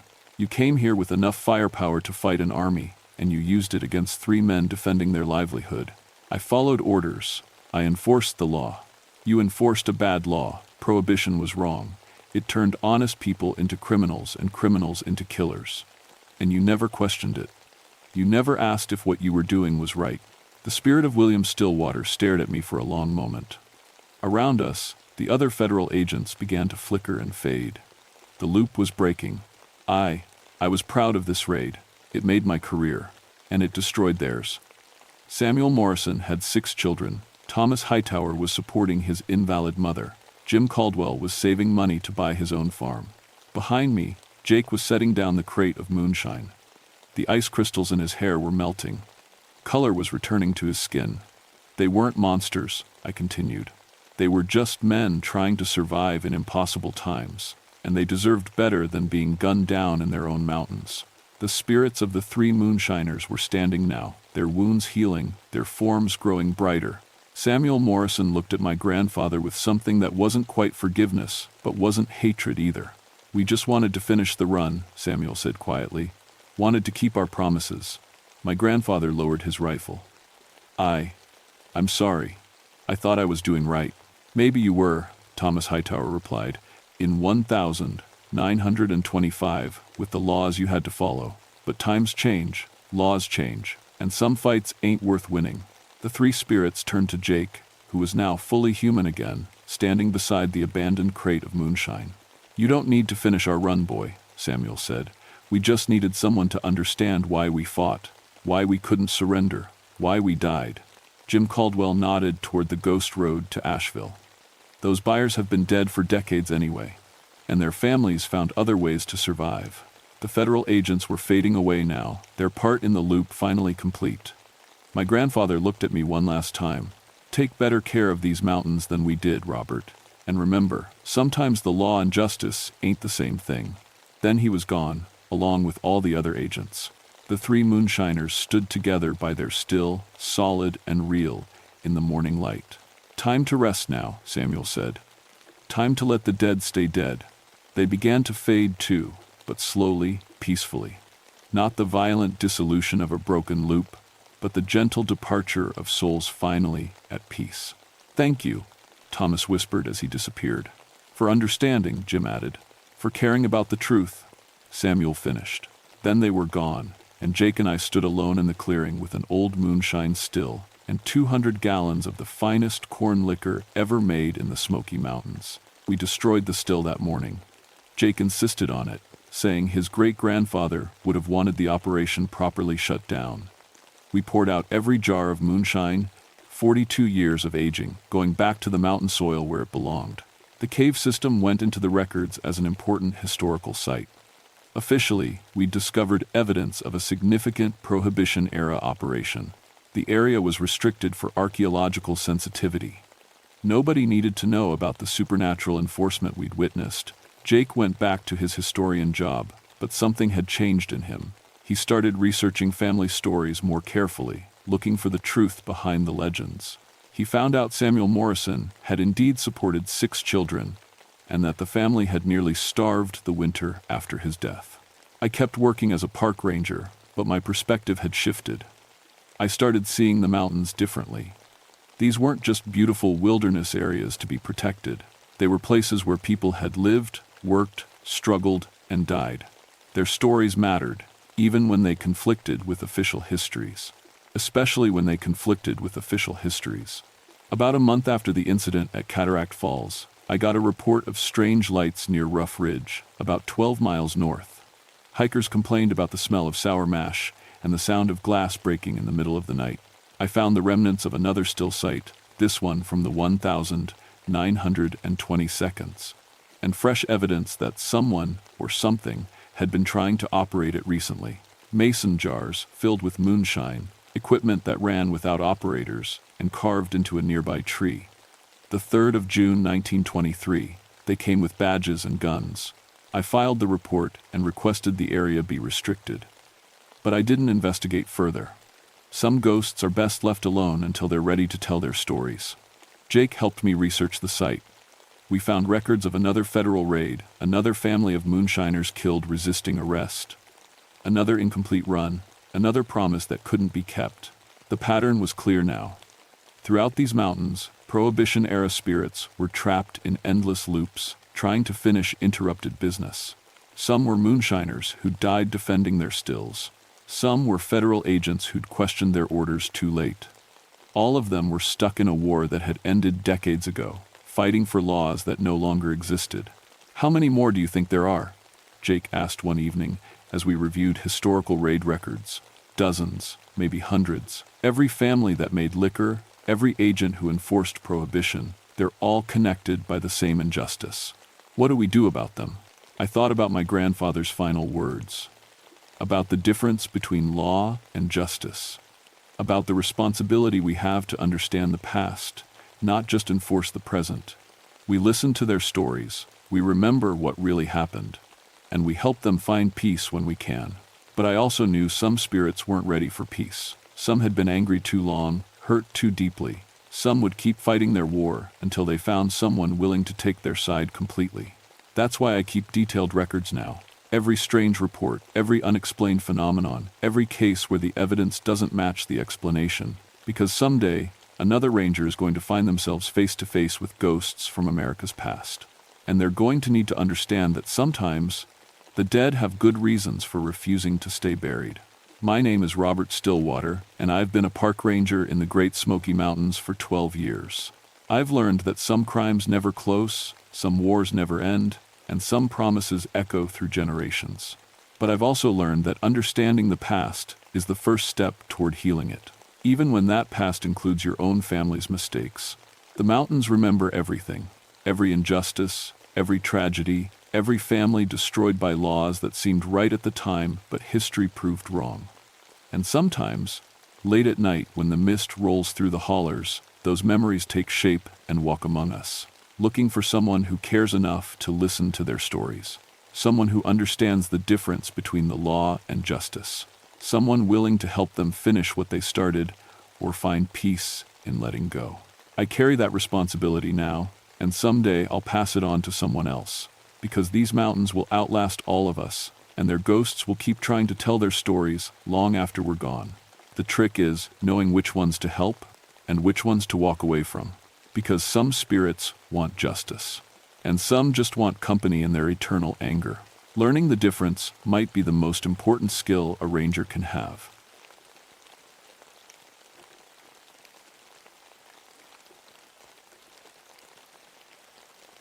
My name is Eleanor Greystone, and I've been a park ranger in these West Virginia mountains for 19 years. I know every trail, every stream, and every animal that calls this place home. At least, I thought I did. People always ask me how I can live alone out here in the cranberry wilderness. The truth is, I'm not really alone.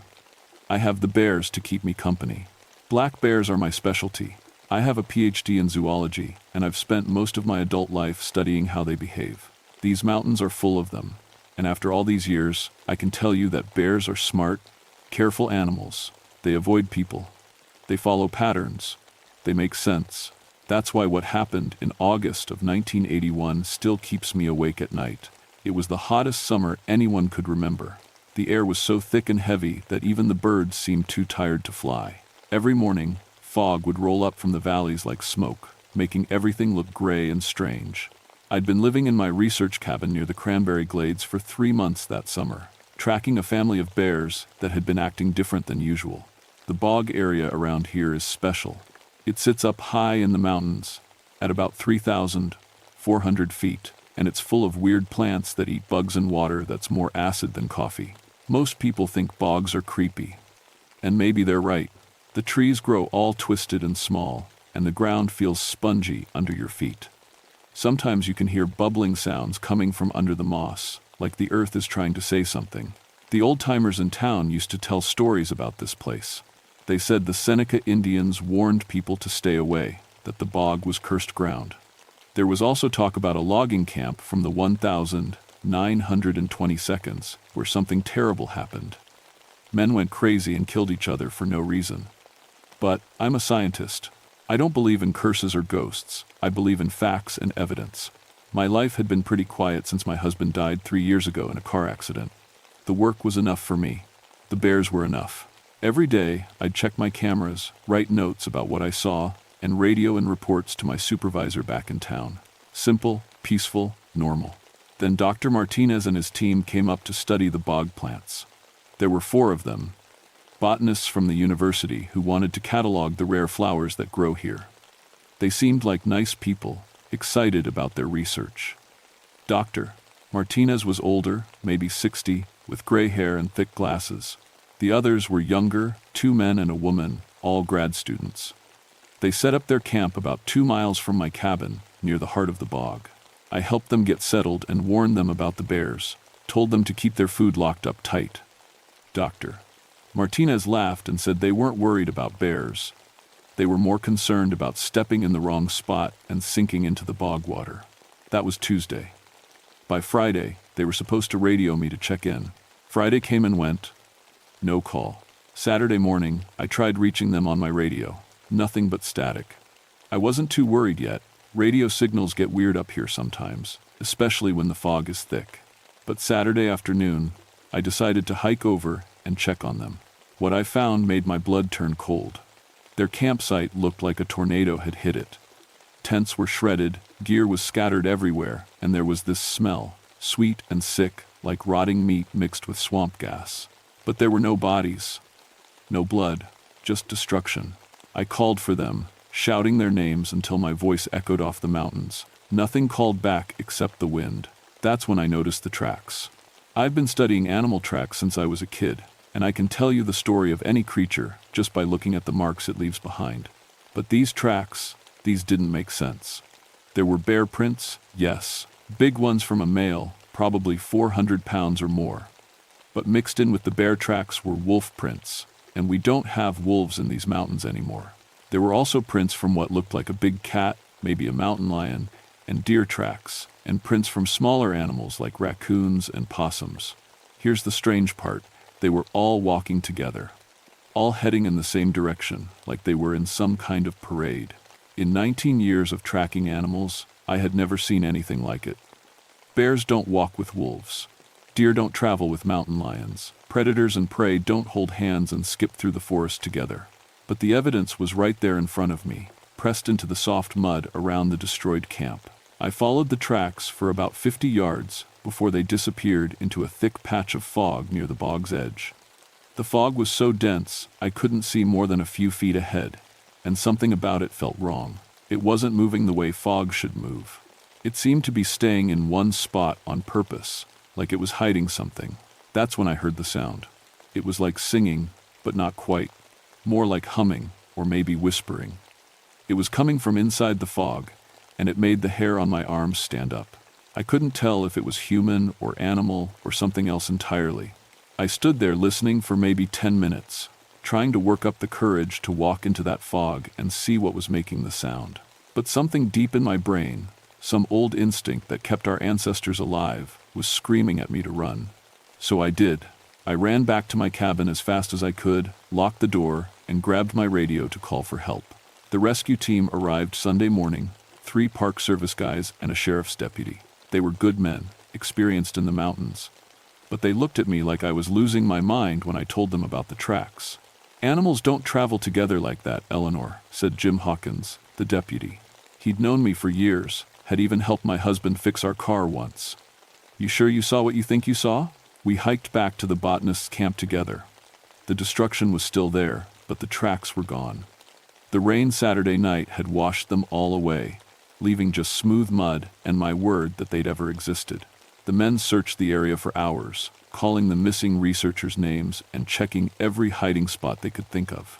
But the fog stayed thick around the bog's center, and none of them wanted to go into it, not after I described that humming sound. Probably just wind through the trees, Jim said, but his voice didn't sound convincing.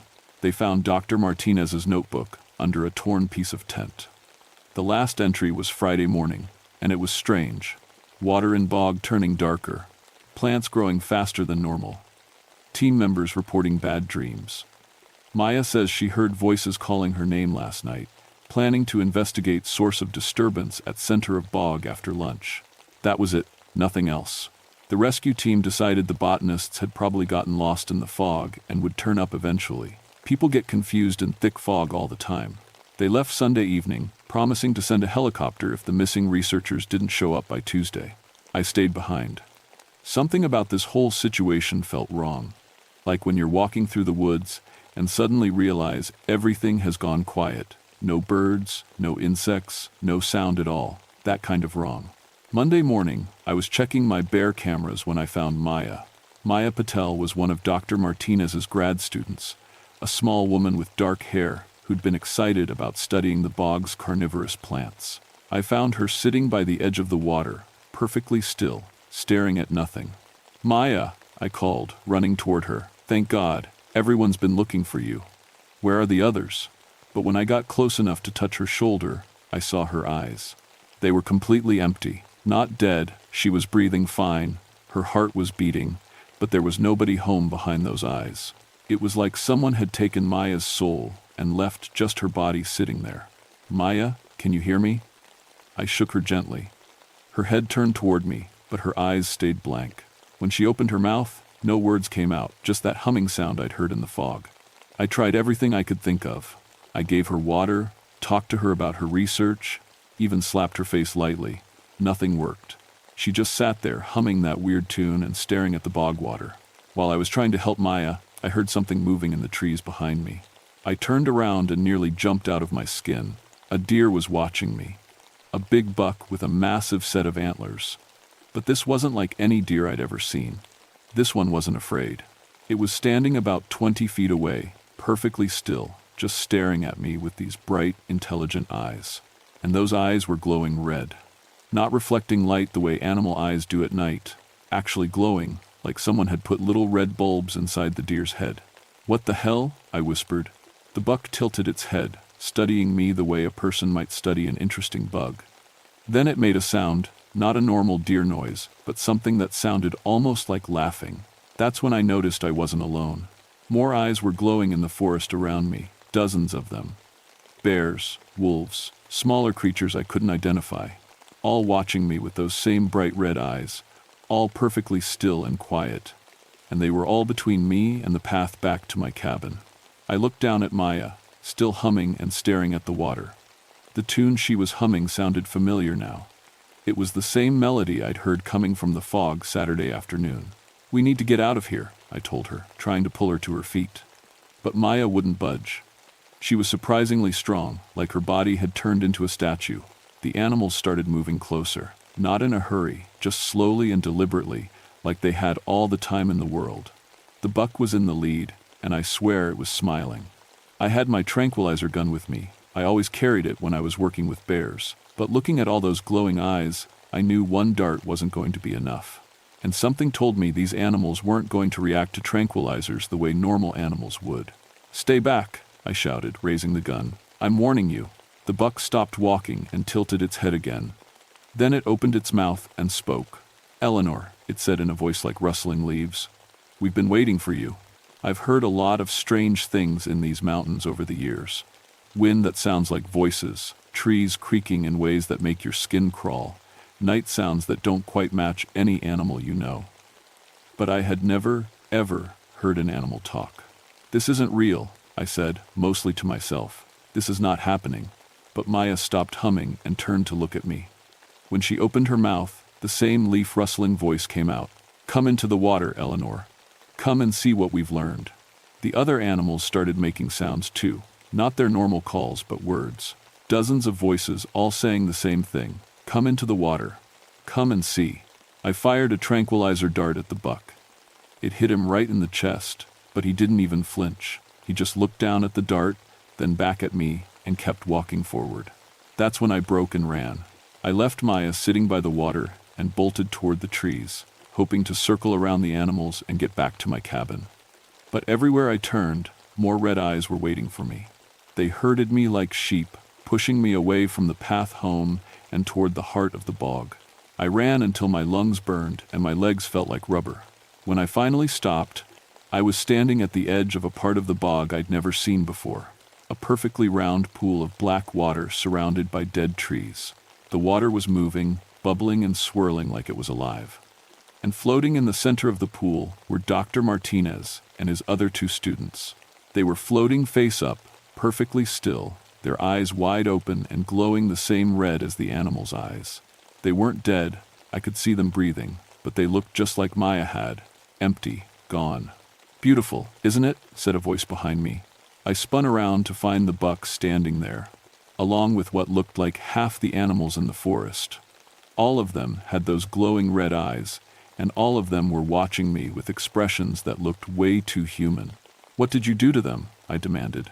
We didn't do anything, the buck replied. They came to us, just like you will. The water in the pool started bubbling harder, and something began rising from the bottom, something dark and shapeless, like living shadow. As it rose, the eyes of every animal around me glowed brighter. We've been sleeping in this water for so long, the buck said. Longer than your people have walked these mountains, but now we're awake, and we need bodies to live in. Animal bodies are good, but human bodies are better. I understood then what I was looking at.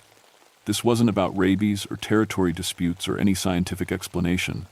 This was something much older and much worse. The shadow in the water reached the surface and began to spread out like oil. Where it touched the edges of the pool, the plants withered and died instantly. Don't fight it, Eleanor, said Maya's voice, though Maya was nowhere to be seen. It doesn't hurt. You just go to sleep. And then we wake up in your place. The animals started closing in around me, moving in perfect coordination like they were all controlled by the same mind, which, I realized, they probably were. I had 2 choices. Let them take me to the water or find another way out. I chose option 3. I pulled out my emergency flare and fired it straight into the pool. The flare hit the black water with a sound like screaming metal. Bright red light exploded across the surface of the pool, and whatever was rising from the bottom let out a shriek that made my teeth ache. Every animal around me staggered backward as if they'd been slapped. Their red eyes flickered like bad light bulbs, and for just a moment, I saw confusion on their faces instead of that eerie intelligence. I didn't wait around to see what would happen next. I ran again, crashing through the undergrowth toward where I thought my cabin might be. Behind me, I could hear the animals recovering, snarls and howls and that terrible humming sound getting louder and angrier. The forest had changed while I was at the pool. Trees that had been healthy that morning were now twisted and black, their branches reaching out like claws. The ground felt soft and wet under my feet, even though it hadn't rained since Saturday. And everywhere I looked, I saw more of those glowing red eyes watching me from the shadows. I made it about half a mile before they caught up. A wolf stepped out of the trees ahead of me, the biggest wolf I'd ever seen, easily 200 pounds of muscle and teeth. Its red eyes locked onto mine, and when it spoke, its voice sounded like my dead husband's. Ellie, it said, using the nickname only he had called me. Why are you running from me? I nearly dropped to my knees. Hearing Tom's voice coming from that monster's mouth was like being punched in the heart. You're not him, I whispered. Tom's dead. Death is just sleeping, the wolf replied. We can bring him back. We can bring all of them back. Dr. Martinez, his students, your husband, anyone you want. All you have to do is join us in the water.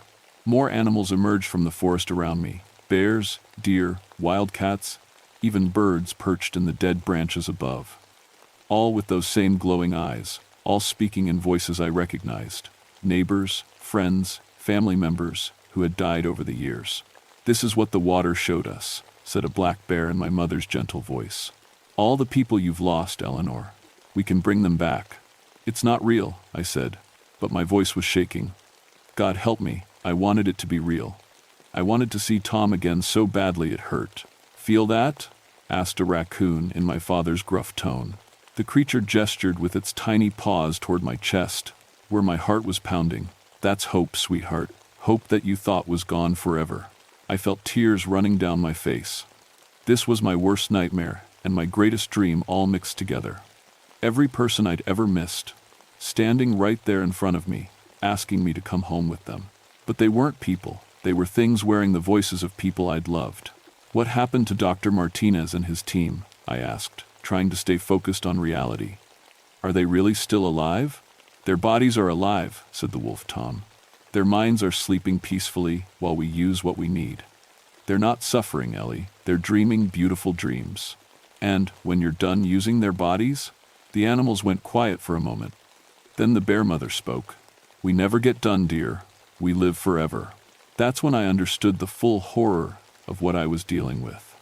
These things, whatever they were, didn't just kill people. They trapped them inside their own bodies forever, conscious but helpless, while something else wore them like a suit of clothes.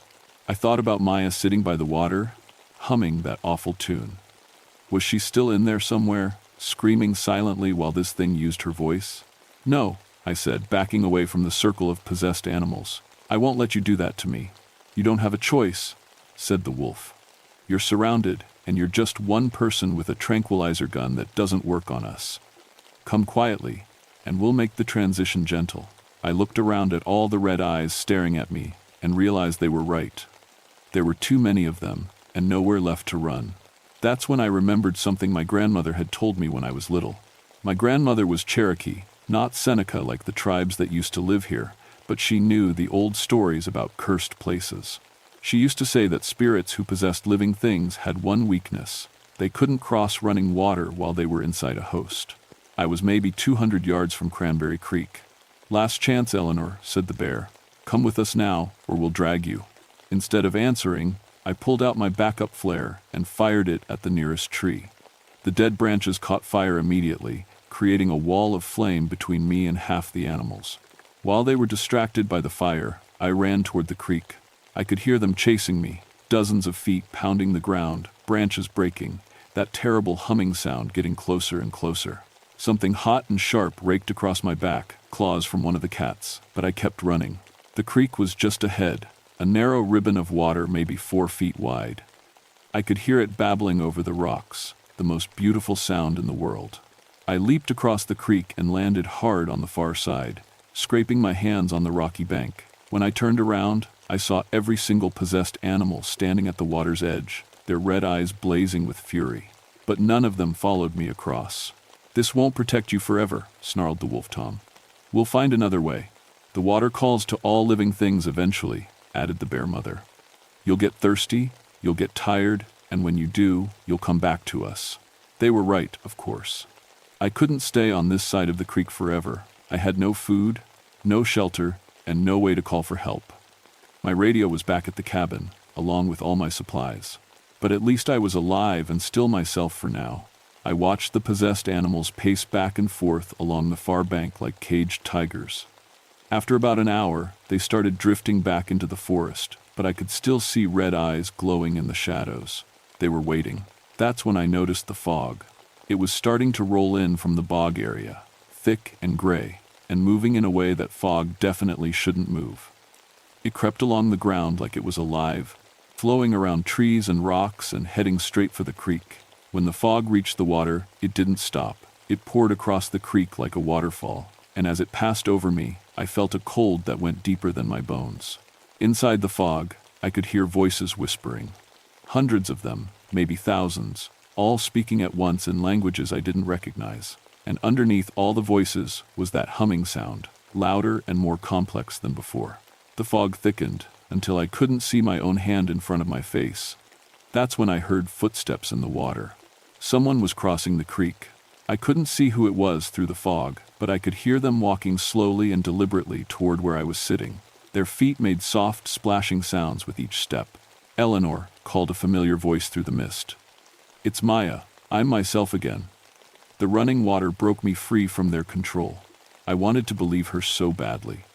Maya had seemed like a nice person during the brief time I'd known her, but I remembered her empty eyes and that humming sound coming from her mouth.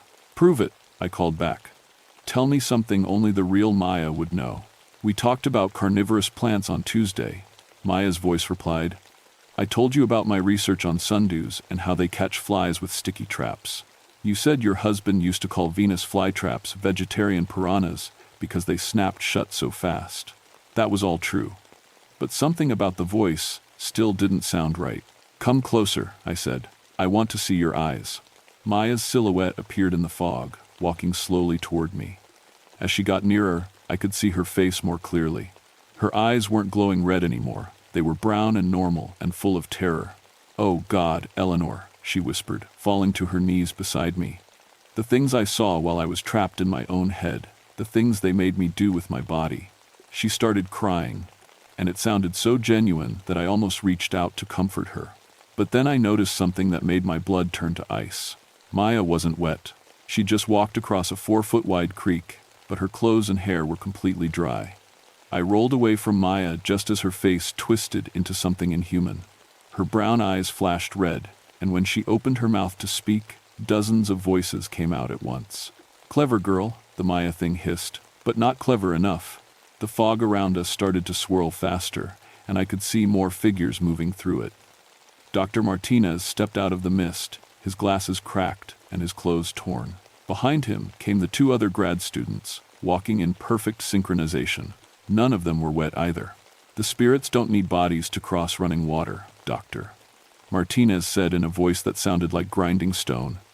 "They just need us to invite them across. And you've been so helpful, Eleanor." I realized with growing horror that I'd been tricked. By talking to the fake Maya, by believing she was real even for a moment, I'd somehow given these things permission to cross the creek. "What do you want?" I asked, backing away from them. "We want what we've always wanted," said one of the grad students. "To live, to feel sunlight and rain and wind, to walk in the world above instead of sleeping in dark water. We've been trapped in that bog for centuries," added the other student, "bound there by rituals and warnings and the fear of your people. But fear fades, memory dies, and eventually, someone always comes close enough for us to reach." The Maya thing smiled with too many teeth. Dr. Martinez and his team made it easy. They came right to the heart of our prison, took samples of our water, breathed our mist. We slipped into their dreams first, then into their minds, and finally into their bodies. I thought about the notebook entry, about the team reporting bad dreams and hearing voices. "How long have you been planning this?" I asked. "Oh, we don't plan, Doctor," Martinez said. "We just wait. And when the right person comes along, someone with knowledge, someone respected, someone who could bring others to this place, we act." That's when I understood the real scope of what was happening. They didn't just want to possess a few researchers and a park ranger. They wanted to use us to bring more people here, to spread out from this bog into the wider world. "You're not just after me," I said. "You want to use me to get to other people." Eleanor Greystone, respected wildlife expert, the Maya thing said mockingly, author of papers, consultant to government agencies, trusted voice in the scientific community. Think how many people would listen to you if you told them about an amazing discovery in the cranberry wilderness. Think how many would come to see for themselves. The fog was getting thicker, and I could barely see beyond the circle of possessed bodies around me. But through the mist, I caught glimpses of more figures approaching. The animals from before, all of them moving with that same eerie coordination. "We've learned so much from the minds we've borrowed, Doctor," Martinez continued. "How your world works now, how people communicate, how to blend in. We won't make the same mistakes our ancestors made." "What mistakes?" I asked, trying to buy time while I figured out some way to escape. "They were too obvious," one of the grad students said. "They possessed entire tribes at once, made everyone in a village act strangely. Your people noticed and fought back. This time, we'll be more careful. A few people here, a few there. Slow and steady, until we control enough minds to make resistance impossible." The fog pressed in closer, and I felt that bone-deep cold again. Through the mist, I could hear other voices joining the conversation. Some human, some animal, all speaking in perfect unison. "We'll be park rangers and scientists and government officials. We'll be trusted voices recommending that people visit this beautiful wilderness area. We'll be tour guides leading groups to the most interesting parts of the bog, and one by one, we'll grow stronger. I was completely surrounded now, with nowhere left to run. The creek that had protected me was useless, with the spirits already on my side of the water. My flares were gone, my tranquilizer gun was worse than useless, and I was outnumbered 100 to 1. But then I remembered something else my grandmother had told me about cursed places. "You made one mistake," I said. The circle of possessed bodies stopped moving. "Doctor." Martinez tilted his head like a curious bird. "What mistake?" "You told me the truth about how long you've been here. Centuries, trapped in that bog, which means you were here when the Seneca lived in these mountains." I reached into my pocket and pulled out my emergency tobacco pouch, something I always carried for tradition, not smoking. My grandmother had taught me that tobacco was sacred to many tribes, including the Cherokee and Seneca. "The Seneca knew how to fight you," I said, opening the pouch. "That's why they warned people to stay away. That's why they called this cursed ground." The possessed bodies stepped back slightly, and I saw something like fear flicker in their stolen eyes.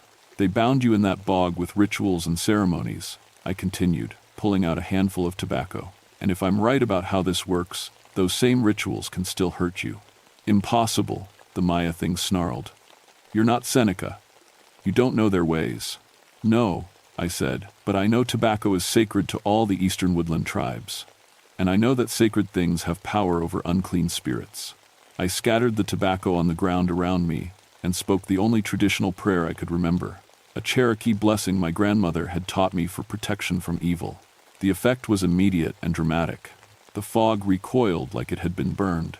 The possessed bodies screamed and stumbled backward, their red eyes flickering. The voices in the mist became shrieks of pain and rage. But it wasn't enough. I could see the spirits fighting back, pushing through the barrier of scattered tobacco. Whatever protection it gave me was temporary. "You cannot banish us with a handful of leaves," Dr. Martinez said, though his voice was strained now. "We are too strong, and there are too many of us." He was right. I needed something more powerful than a few pinches of tobacco. I needed a real ceremony, conducted by someone who actually knew what they were doing. But maybe I didn't need to banish them. Maybe I just needed to trap them again. I thought about the bog, about that pool of black water where I'd seen the shadow rising. If the spirits had been bound there before, maybe they could be bound there again. "You want my body so badly?" I said, backing toward the direction of the bog pool. "Come and take it." I turned and ran through the fog, following the sound of bubbling water. Behind me, I could hear every possessed creature in the forest giving chase, their feet pounding the ground like thunder. I reached the edge of the black pool and stopped, turning to face the horde of red eyes emerging from the mist. "Here I am," I called. "Come and get me." The spirits in their stolen bodies approached more carefully now, sensing a trap but unable to resist the lure of a new host so close to their source of power. "You cannot escape us here," Dr. Martinez said as he reached the pool's edge. "This is our place, our heart. Here, we are strongest." "I know," I said, and then I pulled the pin on my last emergency flare and threw it into the black water. The entire pool exploded in light and flame. The flare hit the black water and sank about 3 feet before the chemicals ignited. What happened next was like watching a gas tank explode. The bog was full of methane, natural gas that had been building up for decades in the deep, oxygen-poor water. When the flare set it off, the explosion lifted a geyser of burning liquid 50 feet into the air. Every possessed creature around the pool screamed at once, a sound like breaking glass mixed with wind through a graveyard. The red eyes flickered wildly, then went dark. Bodies collapsed everywhere, Dr. Martinez and his students, Maya, dozens of animals, all of them hitting the ground like puppet strings had been cut. The fog evaporated instantly, burned away by the heat and light. For the first time in days, I could see clearly through the whole bog area. The pool itself was on fire, burning like a torch in the center of the wilderness. Black smoke poured up into the sky, visible for miles in every direction. And floating on the surface of the flaming water, I could see the shadow thing writhing in agony before it dissolved into nothing. I checked on the people first. Dr. Martinez and his students were unconscious but breathing. Their eyes had returned to normal colors, and they seemed to be sleeping peacefully instead of that awful empty staring. Maya was awake and herself again, though confused and terrified. "What happened?" she asked, sitting up slowly. "I remember setting up camp, and then, nothing, like I was dreaming for days." I helped her to her feet and looked around at all the animals scattered across the ground. Most of them were getting up too, shaking their heads like they were waking from a deep sleep. A few looked at me with normal animal caution before disappearing into the forest. The pool burned for 3 more hours before the fire finally died out. When the flames were gone, there was nothing left but a crater filled with clean, clear water. The rescue team found us that evening, following the smoke. They helicoptered out Dr. Martinez and his students, who all recovered completely with no memory of being possessed. The official report said they'd gotten lost in the fog and suffered from exposure and dehydration. I never told anyone the real story. Who would believe it? But I made some changes after that. I studied everything I could find about Seneca spiritual practices and the history of the bog. I learned that there had been incidents here before. The 1,920 logging camp disaster was just the most recent. Every 40 or 50 years, something would happen. People would disappear or act strange, and then the trouble would stop for decades. I think the spirits needed time to rebuild their strength after each attempt to escape their prison. The methane explosion had sent them back where they came from, but I knew it wasn't permanent. I quit my job with the Park Service and became something like a spiritual guardian of the area. Working with Seneca elders who remembered the old stories, I learned to perform the ceremonies that keep the bog sealed. Every month, I hike out there and renew the protective rituals. The government drained the bog officially in 1982, claiming environmental contamination. They built a concrete dam and diverted the water flow, turning the whole area into dry land. But I know that's not enough. As long as people remember this place exists, someone will eventually come looking for it again. That's why I'm telling this story now. Not because I want people to believe in spirits and curses, though I do hope you'll take the old warnings seriously, but because I want them to stay away. There are signs posted now around the old bog area. Danger, unstable ground, toxic soil, no entry, protected wildlife habitat, access forbidden. Most people respect those signs, but every few years, someone doesn't. Hikers, looking for adventure, researchers studying the unique ecosystem, teenagers on dares. And sometimes those people come back changed, with red glints in their eyes and voices that don't quite sound right. When that happens, I know what to do. I've become something my grandmother would have recognized, a keeper of dangerous knowledge, a guardian standing between the world of normal people and the old hungers that sleep in dark places. The spirits in the bog weren't destroyed by fire and concrete. They were just forced to wait longer, to be more careful, to find new ways of calling people to them. And they're still calling. Last month, a travel blogger wrote an article about hidden gems of West Virginia wilderness that mentioned the mysterious drained bog with unique geological features near Cranberry Glades. 3 people have already contacted the Park Service asking for directions. I'll be watching for them. I always am. Because some places are meant to stay empty, and some hungers are meant to stay unfed. And the mountain's madness never really dies. It just waits for the next chance to spread.